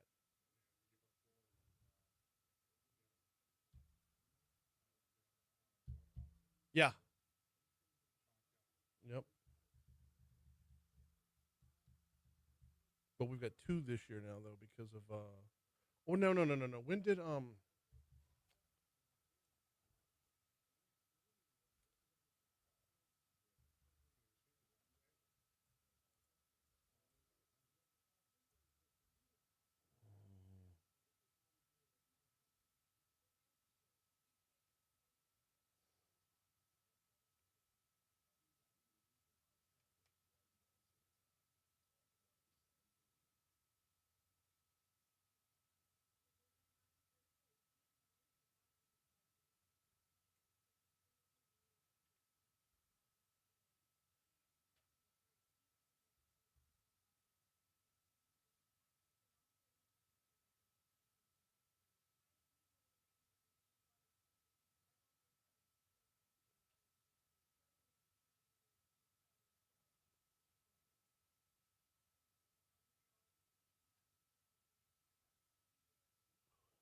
completely misremembering something. I thought there was somebody from like a smaller town. I know I'm wrong. It would have been bigger news.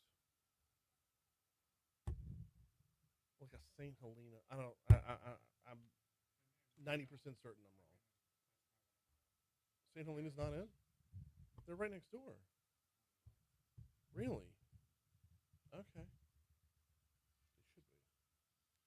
And they're right next to Livingston.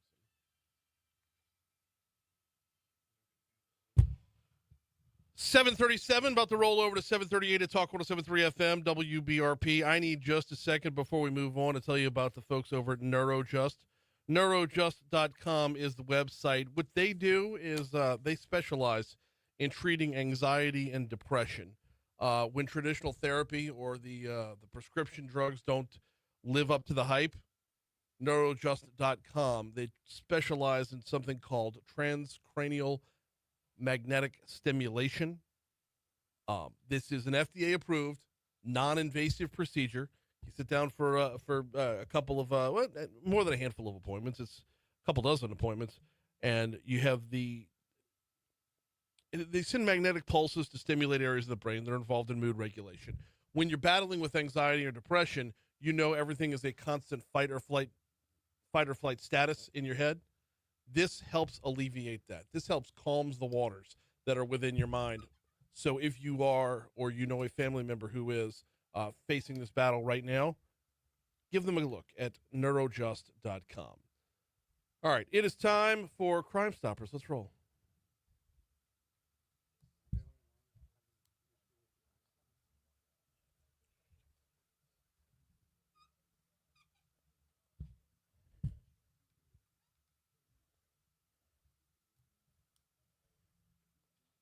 Ah.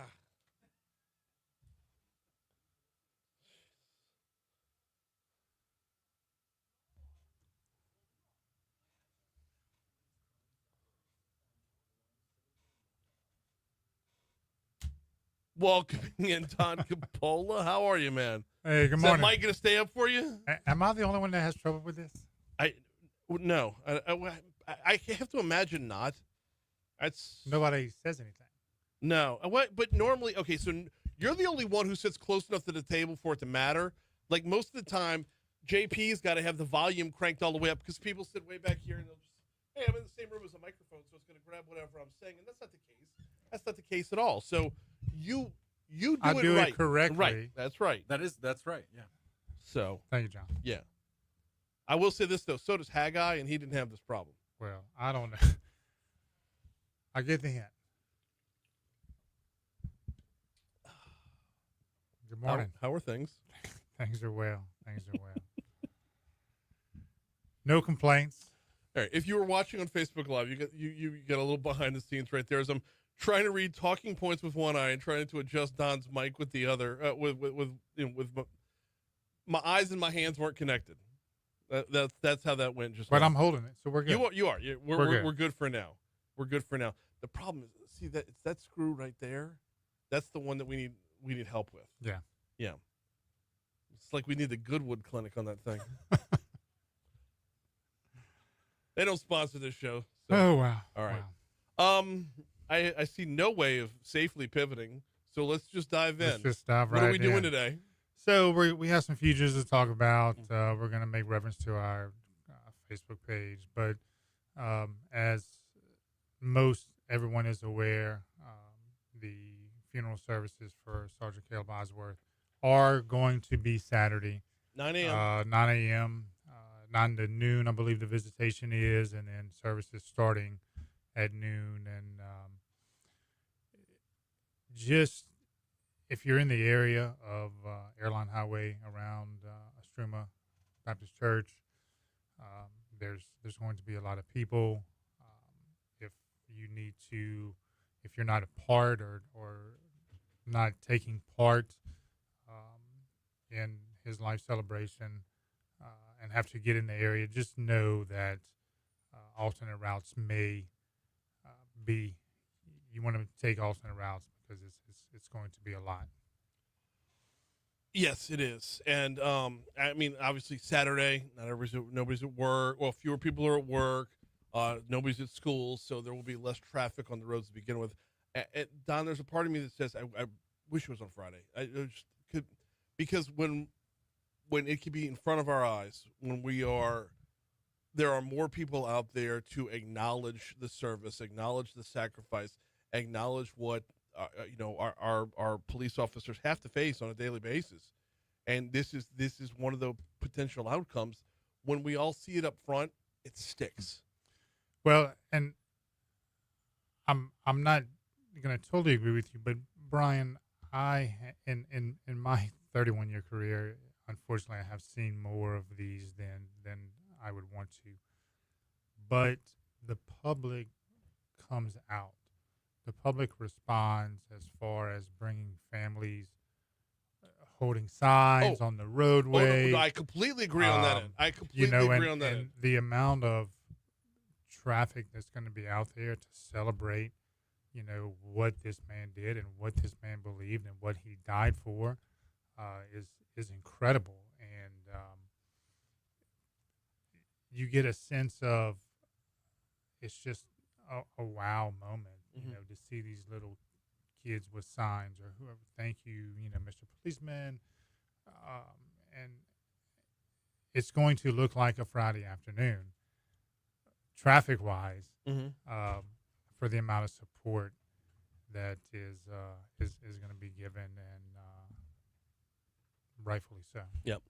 Visitation begins at 9. Actual services at noon. That will proceed after that to the cemetery from there. So if you're out and about after noon, that's when you will see most of the traffic implications of the celebration of life.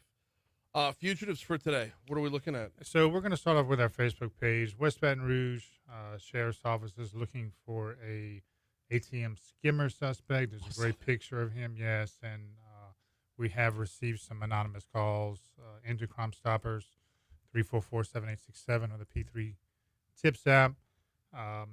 This individual is believed to go to an ATM at a Neighbors Federal Credit Union in Port Allen. Is seen on video placing what's believed to be the skimmer onto an ATM, going back another day, a few days later, and having it removed. So anyone using that ATM, or really any ATM around our non-parish coverage area or anywhere you may be, pay attention to your bank accounts. If you see something suspicious, get it reported immediately. Yep. We want to remind people as far as transactions, it's safer to use a credit card versus a debit card, just in case your information is compromised. But again, West Baton Rouge Sheriff's Office is looking to identify this individual, have some words with him regarding this incident. Well, and he's sweating now too, because those are good. Those are good pictures. Those pictures are good enough for him to put them on his own Facebook page. Exactly, and yeah, let's think about it. Cameras are everywhere now. Right. More so at financial institutions. On the ATM. On the ATM. Who walks up to the ATM and doesn't realize that there's a camera on them at that time? That's like, wow. I'm not trying to give advice to a criminal here, but slap a mask on. Baton Rouge police are searching for Kelvin Williams. Kelvin Williams on the charges of first-degree vehicular negligent injuring, speeding, third offense DWI, operating vehicle while under suspension. This is an investigation that occurred at some time ago, but still have not caught up with Kelvin. So anybody knowing the whereabouts of Kelvin Williams, there's a great picture of him there. Contact Crimestoppers. And then Baton Rouge police are also looking to identify a burglary suspect. It occurred in the latter part of June, the 4800 block of Choctaw Drive. This suspect stole several items from the business and then damaged a. We don't know what the items were, do we? No, we don't have those items. Well, I'm trying to pull up the. But there is there's a good photograph of that individual as well. Yeah, I feel like the pictures are top notch this week, Don. Look, they technology. What is I'm pulling up the which this. Okay. It says the burglary occurred during the early morning hours on June 23rd, 2025, in the 4800 block of Choctaw Drive. So it doesn't narrow it even. It doesn't even narrow it down to what business it was. No, but somebody is aware of who this individual is.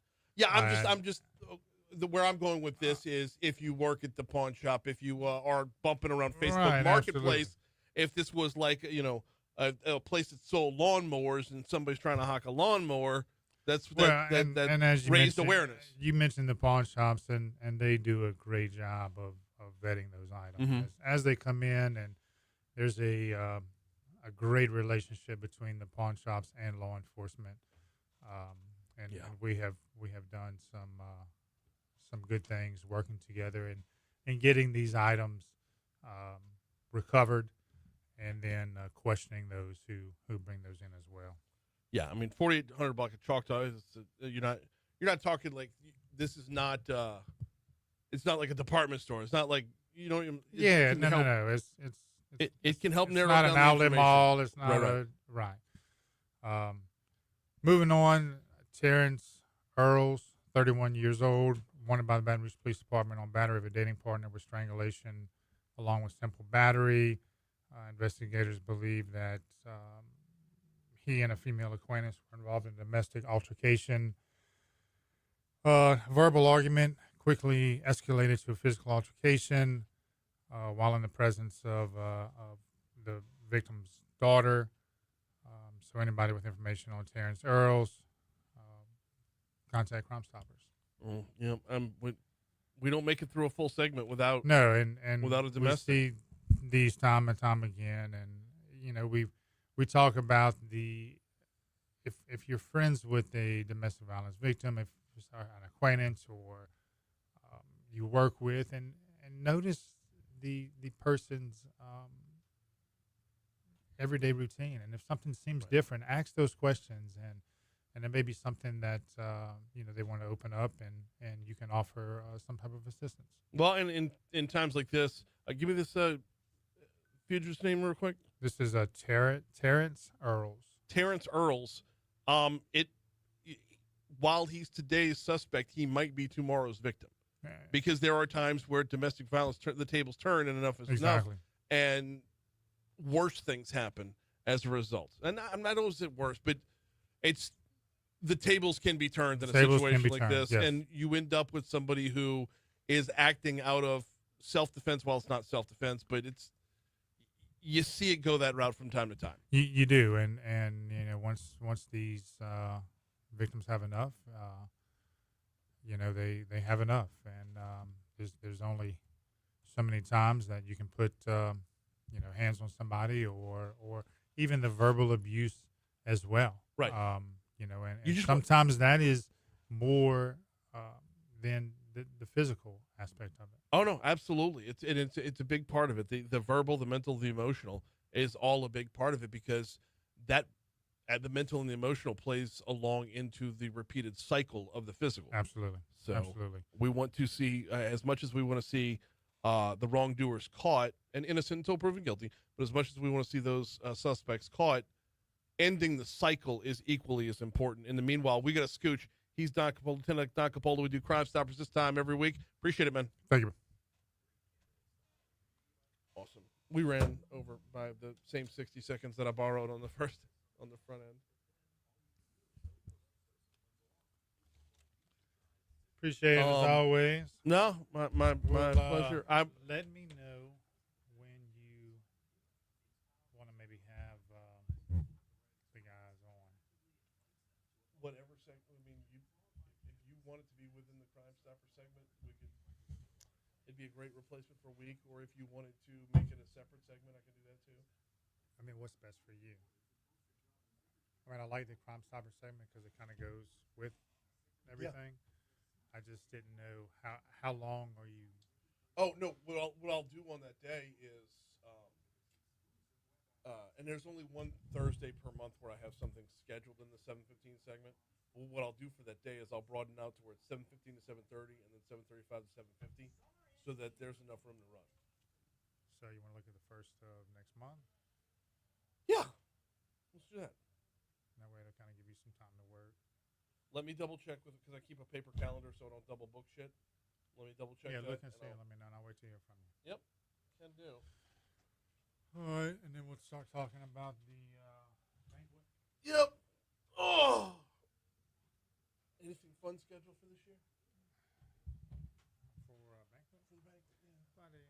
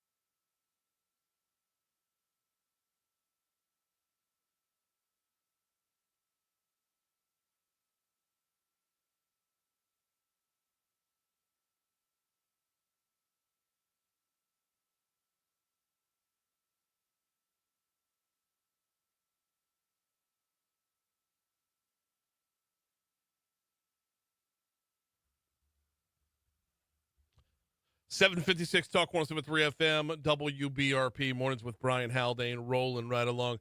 JP, Yes. I know you're constantly updating the bumper rotation. Yeah. But I got to get with you after the show because I got like 50 more that I want to put in. Oh man, you already know though. Yeah, no, that excites me. I know, but it's kind of all over the map. And they're all, but the thing is, they're all like real songs. They're not like generated bumpers that can not get us flagged. Which I don't understand why you get flagged anyway. We have music stations, but that's neither here nor there. But no, we're gonna start upping the game a little bit. I don't want to get rid of anything. Yeah, I just want to grow the library. I love That's it. Awesome. Programming note: tomorrow there will not be a Foodie Friday. That being said, no, I know, but I'll be at Legislator.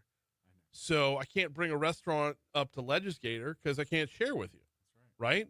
Right? It would just be me eating on air. And that's bring my own breakfast. Yeah, bring a breakfast tomorrow. Get Kate to stop by McDonald's or something. Hey. Yeah. Now, that being said, Foodie Friday does continue. It's grilling, air quote, grilling season is Memorial Day to Labor Day. We know here in Louisiana you grill well past Labor Day because that's the beginning of football season, which means it's the beginning of tailgate season. So our partnership with the Louisiana Beef Industry Council will continue well past Labor Day, to be sure. And we will be featuring great restaurants and featuring great beef options on our Foodie Friday, which is presented by the Louisiana Beef Industry Council. Beefiswhatsfordinner.com is the website. Beefiswhatsfordinner.com. I'm going to dive back into a story you heard from Louisiana Radio Network there for a quick second. Suspended LSU freshman running back J.T. Lindsey. He is sidelined right now. He is suspended, to be sure. There were allegations that he was harboring 2 Alexandria teenagers who were accused of murder. He was harboring them in his dorm room a few weeks before the start of preseason camp. Chris Nakamoto, WAFB investigative reporter, broke the story and says investigators are questioning what Lindsey is claiming. What the investigators are saying, Alexandria is a very small town, and so they don't really believe that story that he was unaware that these individuals that he was connected to, he was unaware that they were wanted for murder. Murder suspects Shamel Jacobs and Keldrick Jordan were arrested by the U.S. Marshals Service in the Riverbend building of the Nicholson Gateway dorms on Monday, August 4th. Nakamoto says marshals found an excessive amount of firepower inside of Lindsey's room. And when they were arrested last Monday by U.S. Marshals, our sources are telling us they also recovered 4 weapons in there, 2 AR-15s, a Draco, and a Glock. Okay. Let's rewind the story here, because if you say, I just had some friends over, I had no idea what they were accused of, I had no idea what they had allegedly done, that's one thing. But, JP, play that cut one more time. And when they were arrested last Monday by U.S. Marshals, our sources are telling us they also recovered 4 weapons in there, 2 AR-15s, a Draco, and a Glock. That's a lot of ammo to have in a dorm room, to be sure, and not know about it. Hour 3 is next.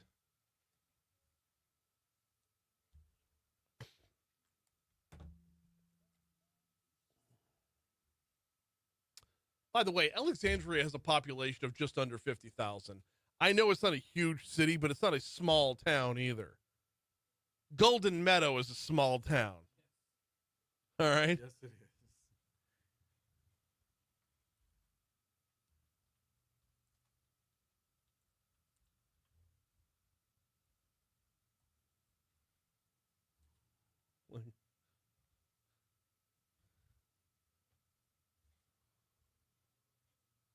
I could have done the whole thing on just naming small towns. That would have been fun. Let's just go up and down Highway 70. Yeah. You know? But Alexandria, yeah, that's Pluton, she said. Vladimir Pluton. Alexandria, it has an airport. I mean, it's not the biggest airport around. You're not flying out of Alexandria International direct to like London. Yeah. No, it's not. But it's not a small town. Pankerville's a small town. Labadeville's a small town. Yes, it is. Alexandria, 43,000 and change. That's a city. It's a city. Galliano. Yes. Cut off. Cut off. All that. Yeah. That's what. All that's everywhere you're gonna get a ticket. Yeah. Like this. Yeah. If your town's GDP is based off of the number of tickets issued, you're a small town.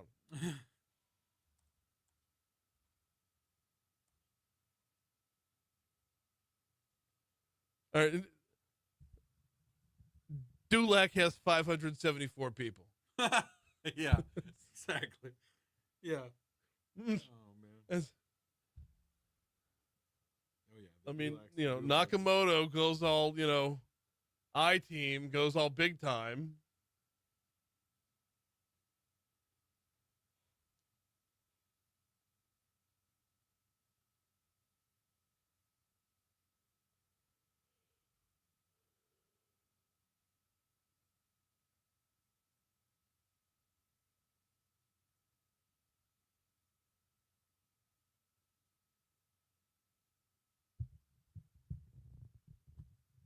I wish I can see the Galen. I'm trying to copy and paste that man that link, but it's not working.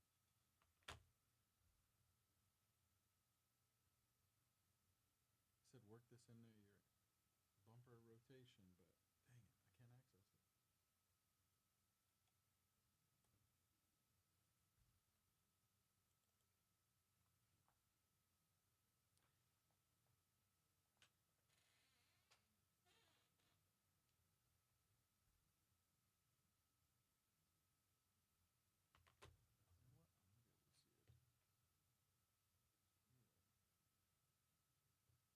Jesus.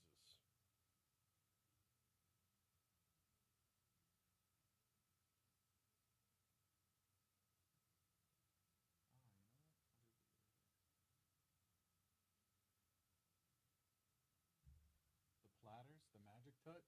I mean, yeah.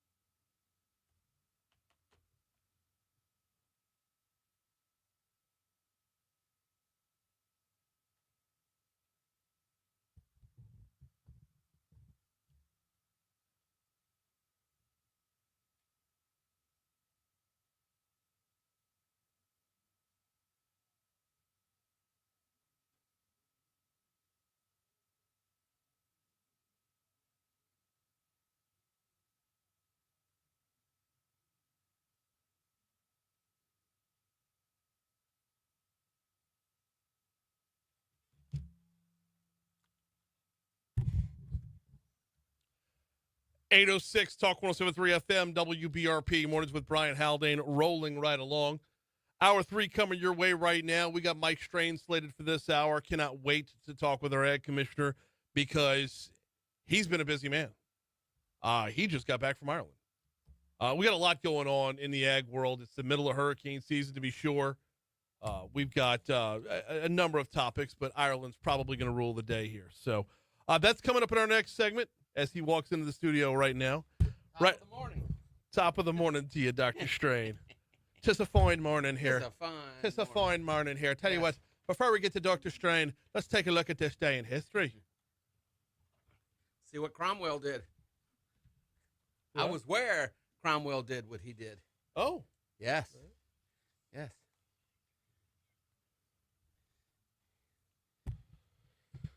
All right, JP, what happened? All right, let's see. Get my notes together here. Hey, 1925, Mount Rushmore Monument is first proposed.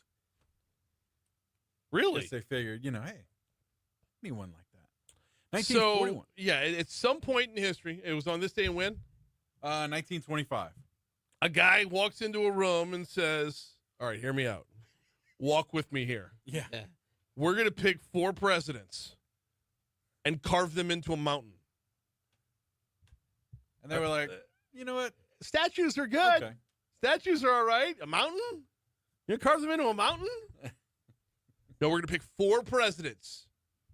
And the reason we're doing this is so that every year in the middle of the summertime, every sports show host can pick their Mount Rushmore of everything else. That's it. That's it. That's where it began. Yeah. Oh, man. Hey, speaking of presidents, 1941, U.S. President Franklin Roosevelt and British Prime Minister Winston Churchill issue the joint declaration that later becomes known as the Atlantic Charter. Okay. Today, 1945, the Empire of Japan surrenders unconditionally to the Allies, ending World War II. Okay. August 15th in Japan and other countries, depending on the time zone. Depending on the time zone. Depending on the time zone. Don't we count it off the time zone that it happened in? Right. That's what I would think. I'm sorry, the time zone in which it happened? My Yeah. apologies. Let's see. Music history here. 1965. Sonny and Cher's single, I Got You, Babe, hits number 1. There we go. Hey, No, that's awesome because if that was number 1, when 1970 you said? 1965. 65. All right. So from that day forward, no one was allowed to insult music. Yeah. Hey, speaking of music, 1985, Michael Jackson buys ATV Music, including publishing rights to most of the Beatles song catalog, for $47.5 million. 10 years later, he sells half of his interest to Sony for $150 million. Why not? Man, That's pretty It's good. a hell of a Hell of a deal. man. Let's see. 1997, convicted Oklahoma City bomber Timothy McVeigh, formerly sentenced to death by Oklahoma Court of Appeals. Okay. Yes, indeed. Let's see. 2017, U.S. President Donald Trump condemns racist violence at the White House following criticism of his earlier response to the Charlottesville violence. Charlottesville. I was going to say. What am I doing? Anything else on this day? No, I'm ready for birthdays. Birthdays, starting off with Steve Martin. Oh, wow. Start there, yeah. Let's see. Halle Berry as well today. Okay. Mila Kunis as well today. And I know I had one more for you. Oh, David Crosby. There you go. I got a couple birthdays. Yeah. All right. Magic Johnson. Okay. Yeah, starting off strong. Yeah, Magic Johnson's birthday. We got, along with Magic, we've got the author Danielle Steele. Born on this day in 1911, and John, JP, you might know this name. 1911. Ag Commissioner Dr. Schrain is definitely going to know this name. Born on this day in 1911, John Schwegman. Really? Yes, sir. Wow. Yeah. Senior. Yeah. John Schwegman Senior. Yes, sir. Schwegman's Giant Groceries. Mm-hmm. Yes. He was a true innovator. Yep. He really was. He was brilliant. He put a little bar up front where the gentlemen could go and drink beer while their wives shopped, and they shopped a long time, but they didn't care. No, it's bring it. Okay. Yeah, That's how we right. do. You could cash your check right there and, do your drinking, get your groceries, and all one-stop man. shop. Yeah. Making This guy was groceries, innovative. Making groceries. He was Schwegman innovative. style. Schwegman's Giant Groceries. Yep. Yes, indeed. Yes. Awesome. Do we have deaths for today? Enzo Ferrari today. Oh, wow. And then Bruno Kirby. You remember him from City Slickers? Oh, City Slip. Okay. What else was... Okay. No, there's Godfather another 2, one. he was young Clemenza. All right. I forget about that. Yeah. But skip both of those and go right to a movie that I love recommending to people because very few people have heard of it. The Freshman. The Freshman. Matthew Broderick, I remember that. Marlon Brando, Bruno Kirby, Penelope Ann Miller. Wow. Unbelievably great movie. So, Apparently it Matthew doesn't Broderick- get the recognition, huh? No, it gets no recognition. Matthew Broderick plays a film student at New York Film School, right? And he gets caught up in this racket that's like the mafia puts on a supper club out in a cornfield. And the idea behind the supper club is they take, they sell this as you're going to eat an endangered species for dinner. And they sell plates for like thousands upon thousands of dollars. And the wealthiest of the wealthy and the elitist of the elite come out to eat a Komodo dragon is what they're chopping up in this one. And Marlon Brando plays like the mafia character who's the head of the whole thing. And there's a running gag in the whole movie was, you look exactly no, don't talk about that. Like you look like Don Corleone. You're not allowed to talk about that. But Bruno Kirby has a starring role in that movie, and he is awesome in it. And it is a very underrated movie, so I love celebrating it whenever I can. Very cool stuff. Yep. Yeah, didn't even know that. National Financial Awareness Day. Okay. There's that. Dave Ramsey, 1 to 4, right here on Talk 107.3 FM, The Ramsey Show. There we go. Before we hit our break, got to remind. Oh well, you know what? Since today is the anniversary of Enzo Ferrari's passing, got to remind you about the folks over at Vex European. If you drive a Ferrari like Ed Commissioner Dr. Strain does, yes, indeed, yes. Vex European is your home. If you drive a Mercedes, a BMW, a Land Rover, a Jaguar, if you drive an Audi, if you drive any list of European vehicles, hit the little drop-down tab at vexeuropean.com to see if your car is on there. They specialize. They have a specialist for you, okay? You are going to get what I like to call Vexpertise. You're not just getting a regular technician. You're getting someone who is a master-level technician or better for your make of vehicle. Check them out online at vexeuropean.com. Maybe they could fix my 2007 Ford F-150. Well, it's not That's European. classic. It's not European, though. Something was made in Europe. That's probably. but this is what they do. They specialize. So, vexeuropean.com. Where they drive on the wrong side of the road. Only in the UK, though, right? Oh, yes. Yeah. And that was a hard. On very, very small roads. And when you're in a bus and they're on the wrong side of the road, and when they go into the traffic circles on the wrong side of the circle and they got to cross traffic to get in the circle, and whoever gets there first crosses. You know what's worse? You don't see yield signs. You know what's worse than being in that bus? Driving it? Being the American who's in the car that has the bus coming at him. You just have to close your eyes. That's why you don't sit on the front row of the bus. No, because these are small buses. You don't sit up front. Your heart can't stand it. Because that driver, he's making time. Yes, indeed. Yeah, we had to tell one bus driver, we're in no hurry. We're in no hurry. Just stay calm. We're in no hurry. Oh, you can take both sides of the road if you want. So you hit the whole island? Yes. Awesome. Yes, it was an adventure getting there. Yes. Took me 24 hours to get there. Yeah, all the way to. Why? Well, my first plane, they wouldn't let it land in Dallas. So I missed my flight to Dublin. So I had to go to London and then get a flight to Dublin and a Uber to Belfast. Yeah, and that's 100 kilometers from Dublin to Belfast. But I got there. I left here at 4 o'clock on a Friday, and I got to my hotel in Belfast, Ireland at 6 o'clock p.m. Saturday. That's rough. Well, yes, and then I went to sleep, and we started the next day promptly at 7. Most days we'd start between 4:30 and 5 a.m. British UK time. Okay.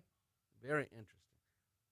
The high of 50, the low of 40, almost every day. 40 to 50 degrees every day. Okay. Yeah, just quite interesting. All right, let's dive back in here. Okay. Yeah. Oh, yeah, the music. 816 Talk 107.3 FM WBRP Mornings with Brian Haldane, rolling right along. One guest this hour, one guest only, and that would be our Ag Commissioner, Dr. Mike Strain.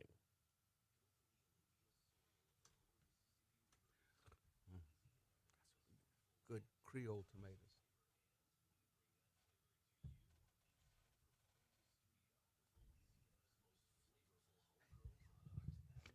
There you go. How are you, sir? Man, I am excellent. It's good to be home, and just back here in Louisiana. Believe it or not, as I'm traveling there in just outside of Dublin, headed to Belfast, and we were in County Down, and the driver said, the rest of you Strains live right down this road.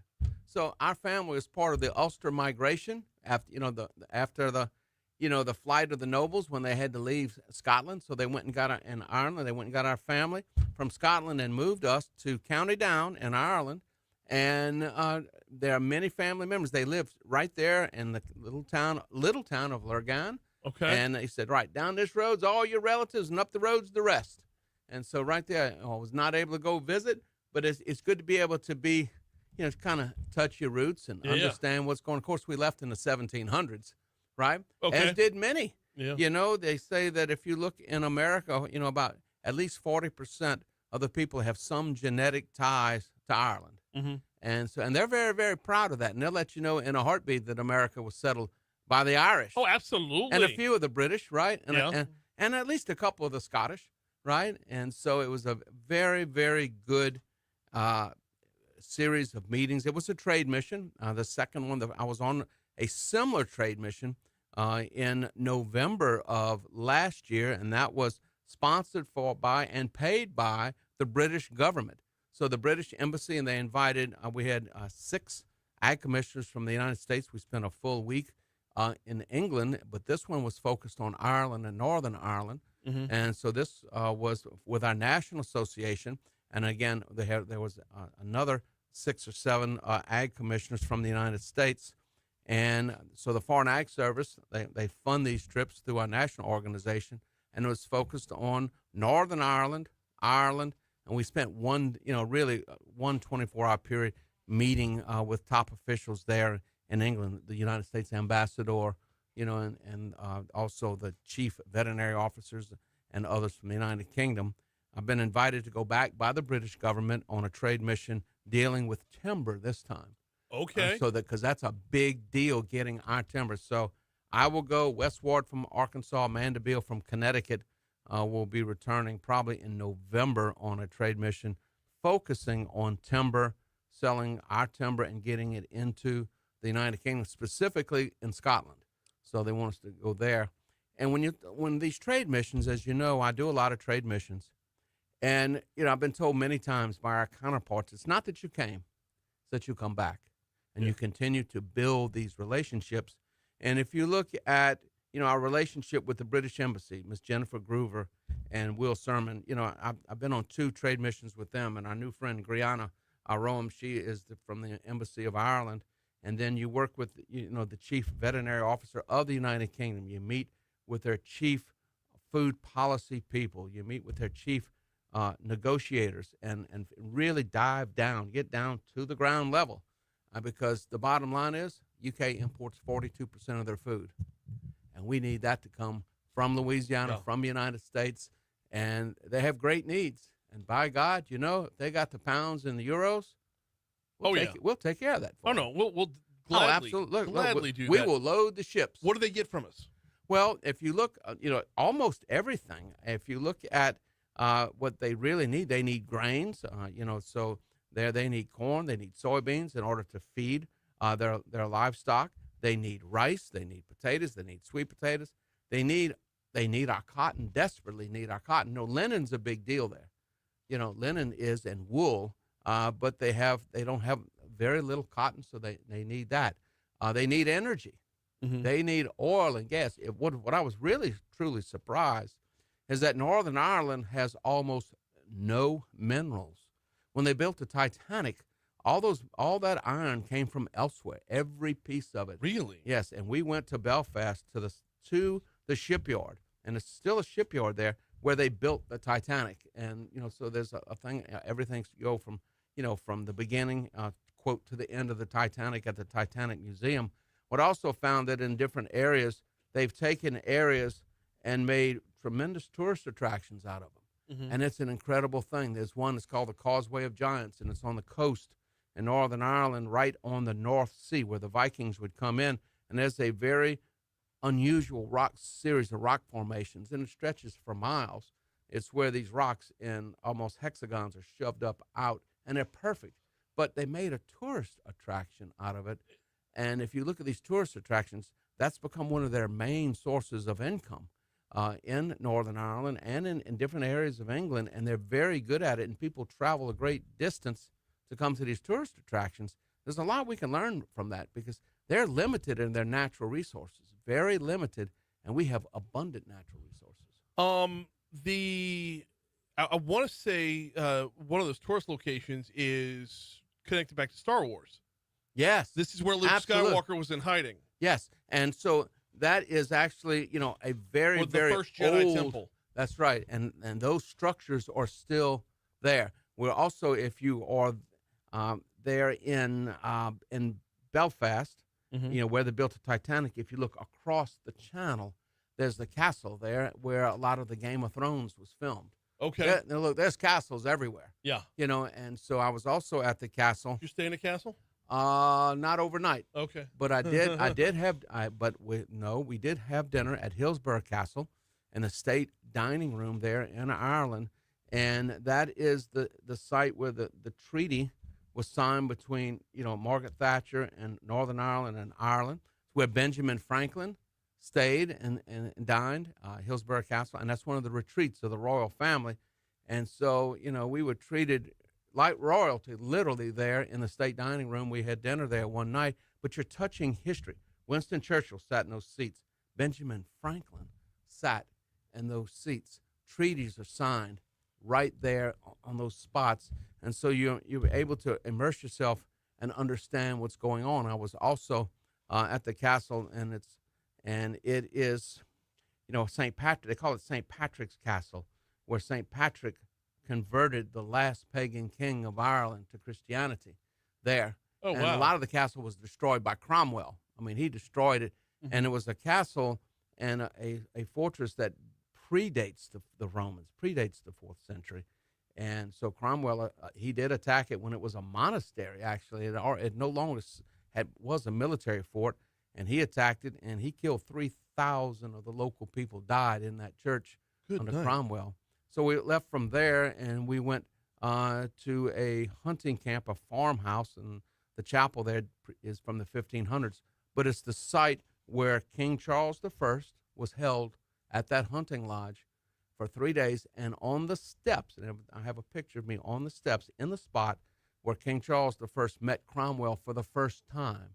Now, Cromwell took King Charles I back to England, where they promptly brought him to the Tower of London for, an appropriate beheading, right? And it ended, that. So but you're there, and you're actually touching the history, and so that you have a thorough understanding, and you're trying to bring that forward to where they're at now. And so where they're at now is that their economy is struggling mightily, much worse than ours. I mean, much worse. And their agriculture is struggling mightily. When they come to the States and they look and they see, our massive farms, all of our technology, all of our equipment, which is rare, very rare there. Had one farm with a new combine because they're small. And then throughout the United Kingdom, every acre, there are rules of how to farm it by the government. The government at Parliament is telling the farmers how to farm. They get points if they follow all these different environmentals. It's all about, Nature Conservancy and all these. There's some good things there. However, they receive subsidies based on the points. They farm it according to the government dictates, and now they become dependent on it. And so the farmers are making less and less decisions, and someone that is not an agriculturist is making more decisions. Hence, their production, their net profitability is in question. That makes sense. And so by visiting with them, we're trying to have that interchange. We need them to start rebuilding their agricultural economy because, again, they're importing 42% of their food. Right. And they've got to get some strength and independence. You mentioned a lot of what they're importing, or a pretty decent chunk of what they're importing has to do with, you said, feeding their livestock. How is their livestock? Because it was, I know I'm dating about 20 years or so, but wasn't there like foot and mouth disease? Hand, foot, and mouth disease. Foot and mouth disease. Foot and mouth disease that started in Northern Ireland, and actually what happened, some entities were breaking the rules. They were taking food garbage off of ships and feeding it there locally, and started a massive foot and mouth disease. Now, we did go there to a company that is a private company working with Boehringer Ingelheim, and also with their chief veterinary officer, Dr. Christine Middlemiss. They have developed a vaccine, a very good vaccine for foot and mouth disease. And, foot and mouth disease, there are a number of different subviruses there, and they have the majority of them, and they're using that vaccine throughout the world. We don't need it in the United States, but foot and mouth disease is knocking at our door. in through the Caribbean and all those countries. Also, they've developed a vaccine for African swine fever. They're developing vaccines for avian influenza and blue tongue at these facilities, and they're working with a worldwide company, Boehringer Ingelheim, which we buy vaccines in the States from, and they're very good. One of the things they do and do very, very well throughout the United Kingdom, specifically Ireland and Northern Ireland, is make pharmaceuticals. Because they don't have massive natural resources, so they look at what those micro resources. They develop a lot of hormonal therapies, a lot of medications, a lot of vaccines, and they do it there, and then they ship it to the world. So if you listen to the discussion about tariffs, we had a lot of talk about tariffs, as you can imagine, with everybody at every level, including the United States ambassador, about that. But they do that very well. But they are developing these vaccines because, we think in the United States, we develop a vaccine for the United States. They develop their vaccines globally, and a lot of it is used throughout Europe and from Africa. And one of the things that's going on, you're getting these problems and these diseases are coming up from Africa through the Middle East into Eastern Europe, and then jumping across the Channel. That's how blue tongue's coming there. Foot and mouth disease has recently been found in Eastern Europe, and that's a whole different ball game. You start talking about those small countries there in Eastern Europe, part of the old former Soviet bloc. Right. And things are a little more, less modernized than we have here in America. Mm-hmm. Do they have, can the vaccine get out ahead of it over there? Yes. Okay. It can. Yeah. But you got to get the vaccine. You got to vaccinate the animals. But they have a different livestock model. So over there, if you go to Ireland, it's green. Everything's green. The grass is magnificent. It's gorgeous. I know. It is gorgeous. But they don't use a lot of commercial fertilizers like us, so they do things very different. For instance, we were on a dairy farm, about 150 cows. They will graze a pasture for 3 weeks, once a year, and then so they break it up and they graze it, and what they do, they put those cattle on and they graze it down, then they move it to the next. They use very little grain for their beef. Mm-hmm. Their beef is very different. Now, we did sign a treaty that they could sell us and we could buy from them 13,000 tons of beef. But that may sound like a lot. It's only 13,000 head. That is a half a day's production at a major American slaughter facility. So let's put it back in perspective. But they may only feed their beef steers for 30 days, 120 at the max. Whereas they go in at about 750 pounds. They may slaughter at 800 pounds, 850. Ours go into the feedlots at 650, now maybe pushing 7, and we slaughtered at 1,500 or 1,800 pounds. We have that. Their meat is not marbled like ours. All right, that's where we get a break. We will come back. We got Ag Commissioner Dr. Mike Strain in with us. We got a lot more ground to cover, not just the UK trip, but a lot that's on our calendar right now. We will continue. It's Farm to Studio. We'll pick it back up next. Yeah, if they have one of our steaks. Yeah, completely different. Oh, absolutely. Absolutely. Yep. Have you had a prime flank steak over here? Yes. Versus a prime ribeye? Yeah. Yeah, it's a big difference. I'm a ribeye. You're a ribeye kind of guy. I figured you were a ribeye kind of guy. Yes. Yeah, you want to cut it with the knife and it just, all the juice just runs out. Oh, my goodness, yes. It's National Catfish Month, too. There's always Catfish Month.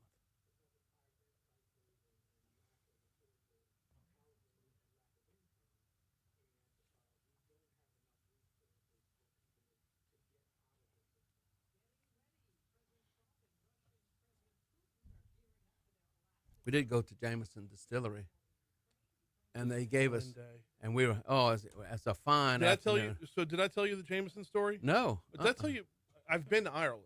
Okay, so you've been to the distillery at Jameson? Been to the distillery, been to St. James Gate. Yes. And the Gravity Bar on top of it. We're for Guinness. Spent a night in a castle. At Kilkea Castle, very not one of the more popular ones. It's the one that has the red ivy grow up the side. That's why I think they call it the House of Blood, because the red ivy in the spring looks like the walls are bleeding. All happened because Commodore Cruise Lines went out of business. 2001. I remember Commodore. I remember that. 2001, they filed for bankruptcy at the very beginning of the year, but there was a chance they were going to hold on and stay in business. I got married in September of 2001, 11 days after 9/11. That's a white-knuckled flight, by the way. Didn't know we were going to have international flights back. Anyway, they filed for bankruptcy in January. It was about June, July when they finally determined they're completely out of business. They're done with operations. I had already paid for our cruises. Yes. Because we had a pretty lengthy engagement, so everything was taken care of. Never got that money back. No. But from early July, wedding on September 22nd, I had to go back and completely rebook a honeymoon. Budget's already blown because of Commodore Cruises. Fortunately, I discovered a very young website called Priceline.com. Yes. Booked a flight. We were flew out of New Orleans to D.C., D.C. to Frankfurt, Frankfurt to Dublin. Oh, wow. And was able to afford, I know, it's a brutal stretch. Yeah. New Orleans to to Frankfurt. Yeah, that's yeah, especially in those days. No, New Orleans to D.C., D.C. to Frankfurt. Right, D.C. to Frankfurt, yeah. The most amazing trip. Piecemealed the hotels together. When we landed in Dublin, yes, we did not have a hotel for the last night.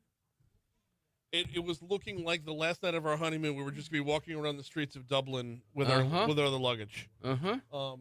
Ended up booking at the Mint in Dublin. It used to be the National Mint where they printed their money. It is now a West End property. So we had the most luxurious hotel room the last night. My wife's maiden name is Kerrigan, and she's very proud of her Irish heritage. Yes. So that's why after the Commodore Cruise Line fell through, I put together a trip to Ireland. So in the Jameson Distillery. Yes. Taking the tour. The girl who's giving the tour starts at the very beginning, and she says, of course, I assume if you're here, you drink Irish whiskey. Who drinks Irish whiskey? And everybody raises their hand. She says, can you tell me, who drinks Scotch? And about half the room raises their hands. I say, all right, now who here drinks bourbon? And I'm the only, with his hand in the air.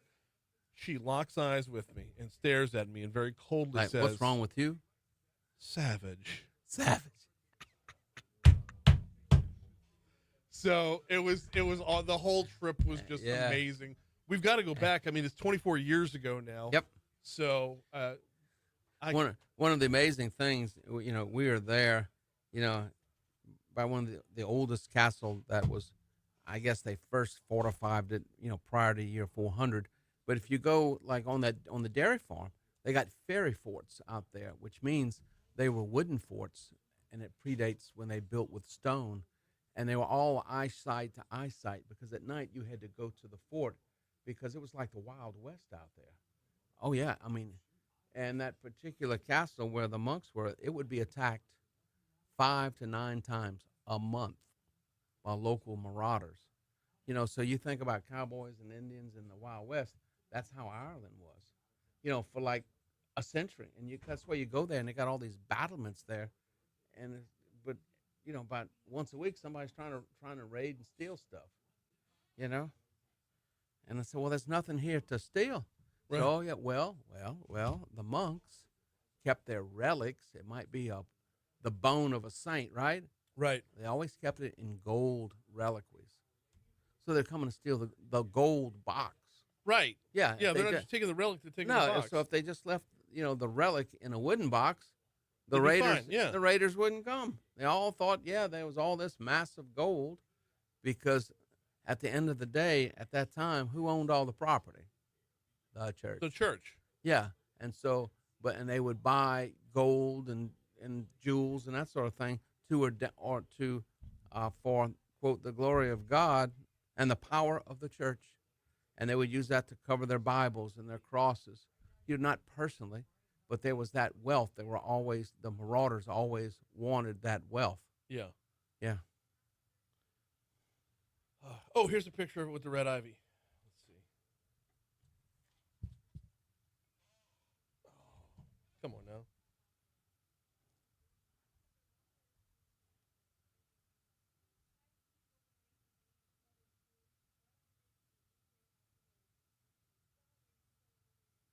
I went to old Brennan's wine house there in Ireland. The Brennans. Wow. Yeah, I got to send that to Dickie.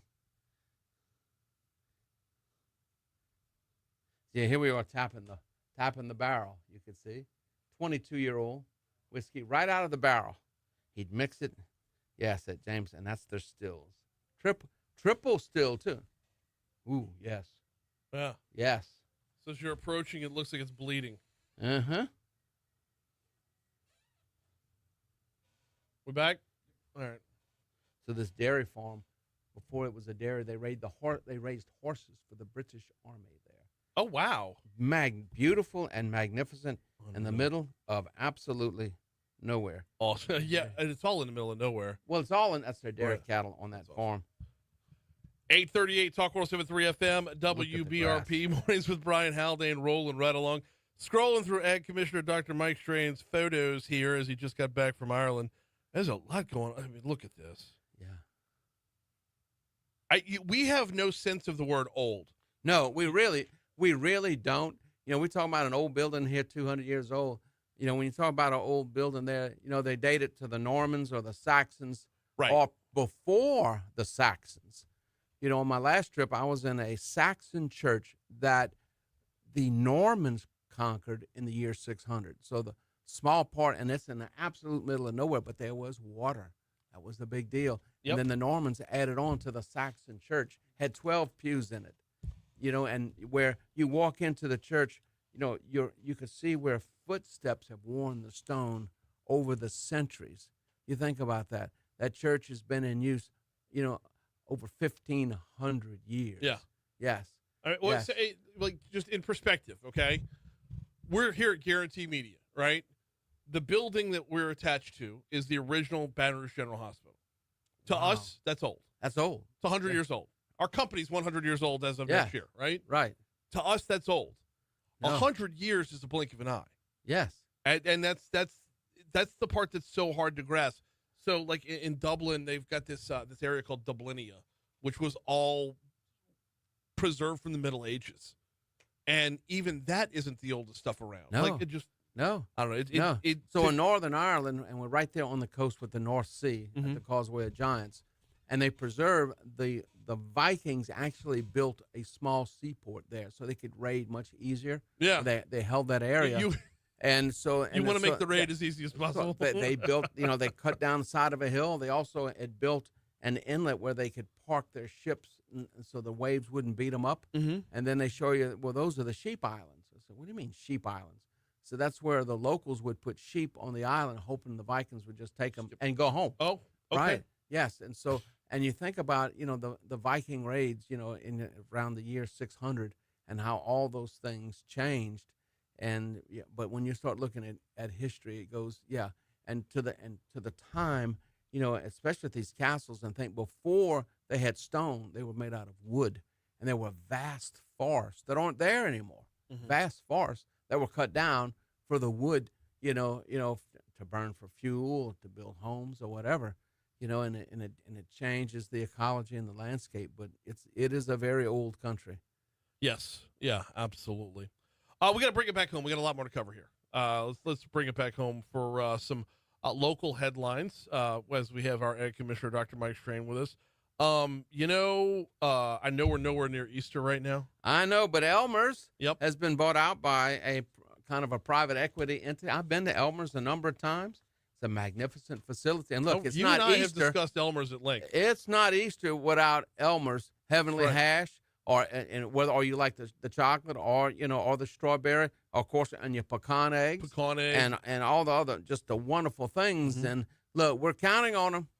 They got to keep the tradition going, and it's a magnificent facility. But you know, we have a saying: you can't outbid Wall Street. And so what's happening? They're putting these private equity firms together, and they're buying companies.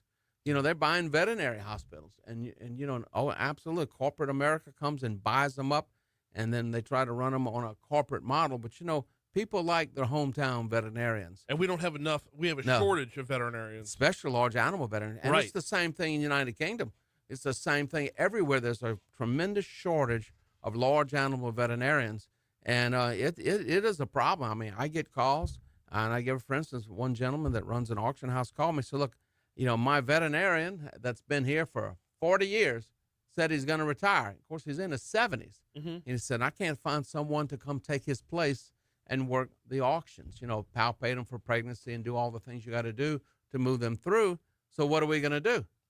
That's it. We got. What are we going to do? Well, we got to try to find someone. If not, it's going to be. It is. And not only that, the predominant reason veterinarians were built, the second reason, was for food supply and disease. You know what the first reason was? The first veterinary school in the world was in where? I have no idea. France. By whom? Napoleon. Okay. Napoleon, for the purpose of taking care of the war horses. That makes military. sense. Yeah, the military horses. And then it moved from there, with the wars and the horses. And then food production, food animal production. That's, and now it's, companion animals and disease control and public health. But the first, veterinarians were there because they would do hysterectomies, especially on the females, on the mares. Can you imagine? Well, so I want you to think you're Napoleon and you're headed out to go see Wellington, right? Mm-hmm. And so you have, male and female horses doing what males and females want to do, and and sometimes having, making it a little difficult to ride them while you're going, so that was a big deal. So that was a big deal. Yeah. A big deal. And that's what the first veterinary schools, and in the cavalry, they always had veterinarians in the cavalry take care of those horses, and that was a vital part. And I'm baffled by why it's so hard to recruit college students to want to become veterinarians, because the field is so open and the need is so there, the demand is so great, you're going to get paid. So the kind of the issue is that, there's a limited number of spaces for veterinary school. Mm-hmm. So it is much harder to get into veterinary school than any other medical profession. Much harder to be a veterinarian than a physician or whatever. And we're very proud of that, as you can tell. Well, we've got the best. I mean, we get LSU's the vet best school is and the the best. brightest. Yeah. However, now the average veterinary student graduating has a debt between $250,000 to $300,000. So if you figure, my wife and I, we're both veterinarians. If we would have graduated with $600,000 in debt, we could have never opened our own private practice. And then to go into large animal medicine, right? It is it's very physical and very long hours. And that model of work, when we graduated, you were expected to work from can seat to can't, right? All you can do every day. Right. You got out there, you served the community, you did your job. But that model is changing. And so it's very difficult to find people that want to go into large animal practice because of the hours. Yeah. It's very physical work, very physical. You think about delivering calves or, treating big horses, and they're very large creatures. And I tell everybody, what's the largest football player ever to hit the field? Refrigerator Perry? Hey, he's about up there. Something there. Yeah. Vince Wilfork's up there. Yeah. That's a baby horse. Yeah. You see that? Right, It's a baby horse. Comparatively, yeah. And so because of that, we're trying to change the dynamics, and we're working hard. And the other thing is that if you want somebody to go into rural Louisiana and do rural large animal practice, they pretty much have to come from rural Louisiana and generally in that area to go back home and stay there. And so the thing of it is that you have these young ladies that go, and especially the suburban and the inner city, they go to the, to the better schools, the Catholic schools, and they have higher GPAs. Mm-hmm. They're smart, right? Yeah. And so if you get a farm boy from Bunkie, Louisiana, that goes to LSU and gets a 3.5, that's and in a pre-veterinary curricula, when the average GPA to get into vet school is a 3.8 or 3.9, right? And they don't get in. Right. But he go to any medical school in the country, but he can't get into veterinary school. If he went to veterinary school and studied to be a large animal veterinarian and supported by his family, then he could go back to Bunkie and start a practice. So we've got to change. We've got to, one, get the cost down, number one, and then two, get people that will go home. I went home, right? Now, my wife did agree to come with me, so that was a good thing. But I went home to where I was born and raised and started practice back home. But if I'd have been in debt $600,000, I would have had to go who would pay me the most, wherever that would be, to pay back those student loans. Right. Is there a way to knock that $600,000 or the Absolutely. $300,000? Absolutely. How would we go about doing that? So there are several things. One, we have the Veterinary Medical Loan Repayment Program, where every year we as a state can pick 4 or 5 spots, and they will pay up to $40,000 a year for 3 years against student loans. That's federal money. We can match that with state money. And to get those people back, and if you got 4 or 5 a year for 10 years, we might catch up. But the other way is that we had talked about when we build these federal health centers in the rural areas, you have a doctor's office, dentist office, pharmacy, veterinary hospital. Right. You share the lab equipment. You share the x-ray equipment, right? You share, some of the other parts of that, and it is supported by the federal government, because the purpose of that food animal veterinarian is, one, economics, food animal production, but also a healthy food supply. And so the other thing is looking at under One Health, that veterinarian is also trained in public health. There's a lot of public health activities that veterinarians do. So we're continuing to work on that, but we've really got to lean forward, because from the time, you say, I want to be a veterinarian. Well, you're looking at 6 to 8 years before you graduate, right? Right. From when you start your education to when you're done. My wife went 8 years, I went 7, and a number of summers. It's a long program. And so, but we've got to do it, because the situation is getting more critical as large animal veterinarian, and others are aging out. Right. And there's fewer people making the cut to get in. And that's true. And I love large animal medicine. Look, if I retired from government service, and I have 5 veterinarians that work for me in the government service. Here, I'm in charge of animal health and food safety. I would love to go back and do large animal practice. I love large animal practice. My daughter's got a friend who's heading in that direction. Yeah. So, and she's staying right here at LSU, which is awesome, because we have the best of the best when it comes to the vet school around. We do. And it's honestly refreshing to see that, like, as a high school senior, being able to have that head on our shoulders to say, I want to be a large animal vet. Yes, but dynamics have changed. I bought my first brand new Suburban. My first brand new Suburban in about 1978. It was $11,400. Okay. All right. What's that Suburban cost today? 60, 65? If you're lucky. Yeah. Right. And we'd wear them out in 3 years. I'm guessing. I don't know. Oh, yeah. But I drive an 18-year-old car, so I have no clue. And hey, we got a break real quick. That was supposed to be about Elmer's. Well, let's have, yes. We'll I will tell you an Elmer's story when we come back. There you go. A true Elmer's story. That'll work. We'll talk about Elmer's when we come back. Maybe dabble in a little hurricane season as well. Here comes Your Money Now on Talk 107.3. It was unbelievably good content. We needed to walk down that path, because I'm good friends with Ginger Gardner. Oh, yes. Yep. And yep. Lena, her daughter, and Carrie, mine, and they're both freshmen in college now. They've started at Mercy at the same time, and they were right, pre-K besties and whatnot. So Christy, my wife, and I, we kind of gravitated towards Ginger and Bowman because they're awesome people. Right. Ginger is unbelievably good at her job. Unbelievably good at her job. Yep. I didn't know how good until, I always knew she was, from a press standpoint, right? But we had a Rotary offsite meeting at the vet school a couple months ago, and she was my tour guide. Floored. You should have. We were the second class in the new building. It was when I went. It was brand. What I'm telling you, brand new. Yeah. And we had the best facility, because it was built with federal money, because it was Louisiana, Arkansas, West Virginia, and Puerto Rico, 4 states. There were only 22 veterinary schools in the United States at the time. I think now there's maybe 24, 26. And so we had the best professors. We had the very best of everything. Yeah. Yeah. Yes. I apologize if I've been distracted. No, it's all good.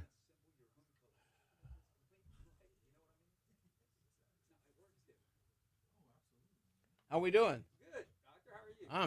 I'm excellent. Yes. I'm catching up a little bit. I had jet lag ooh bad. Ooh bad. Yeah. What kind of Ferrari do you drive? Whatever, when someone leaves the key in it, I'll go get out there and get in it. I'd be scared to hit the accelerator, right? Yeah. Yes. I've seen a lot of videos They can't handle the power, the torque, or the torque. Yeah, the torque. It's a feeling. It's not just, I know how to drive. No, Yeah, not those high performance vehicles. No. And it's a very costly mistake. Oh yeah. I guess if you can afford to buy one, but you can buy used Ferraris and Porsches and for less than you think because the repairs are more than you can imagine. Does that make sense? Yeah, right. Yeah. It's one of those things. If you have to ask how much it costs, You can't afford it. Yeah. And find somebody to work on it. Yeah. Yeah. What do you feel about Lyme disease being intentional? Like What do you mean? engineered, bioengineered? No. Now, let me rephrase that. Was Well, from let New me. Hampshire in the late 60s or 70s. That area is where it was first detected. Is where that lab But it's was spread. that was working on it. Well, They said it was a leak. could be. Yeah. Many agents, biological warfare agents, that are done. If you remember, there was, prior to Wuhan, and that was a leak. That, right? Yeah. The first week that leaked out of Wuhan, I gave the governor a paper that says that the year before Wuhan was chastised for weaponizing that coronavirus. Chastised. And it was a peer-reviewed scientific paper published, in England and Europe. And I said, this is what really happened. The rest is BS. But you remember when there was an escape from Tulane Primate Center of melioidosis, right? Sure. Yeah. And, Scary ass summer right there, boss. Whoo! So, and you know how we found out about it, huh? I get a phone call, and it was like, just to kind of give you a heads up. Hey, they're trying to move some of these primates from here to there, and there was a little issue about what? Right. Yeah, and that's when I called the state health officer, Dr. Gidry. Look, I think we got a problem. And that's where it started. Driving down the road, I get a little phone call, and then we started digging. But it got out of the lab. So one of two ways. Either one, the clippers were dull, where they were sewing up a monkey from the colony, and they went in an adjoining room and got a pair of clippers that had been used on mice, and they had not, and they used the same head, and the melioidosis was on the clipper blades, and when they sewed up the monkey, it inoculated the monkey, and they went and put that monkey back out into the colony. That's one way. Second way, we had video of somebody leaving the biomedical secure facility in the Tyvek suit, walking outside smoking a cigarette. Those kind of things. So, but it got out, and melioidosis comes predominantly from like Vietnam, and it can have an incubation period of people of up to 40 years. Incubation period. So if you look at, can these things escape? Yes. Do these things escape? Yes. And so despite all things, I give, for instance, there was a case of Rift Valley fever in Baton Rouge, Louisiana in about 1980. And so a veterinarian from the vet school wasn't feeling good, his family wasn't feeling good, his animals were sick, and they called a veterinarian from the vet school out, and he was a South African. He comes out there and said, by gosh, you have Rift Valley fever. I said, by gosh, that's impossible. But what had happened is that veterinarian PhD had lunch with a friend of his in the Midwest who worked at Plum Island. And so this guy had a respiratory form of it. He was working with Rift Valley fever, gave it to his colleague who brought it home and gave it to his family. But you never saw that in the news, did you? But it was, dealt with. Yeah. I need a second hotspot if I can get it. Let's see what Jen sent to you. Jen Finley, message. Impossible for you two to stay on track. I'm enjoying the show. Can't wait to hear the Elmer story. 8:56 at Talk 107.3 FM, WBRP, Mornings with Brian Haldane. We got 4 quick minutes to go here. I know. 4 minutes? I know. When are we going to bump Moon?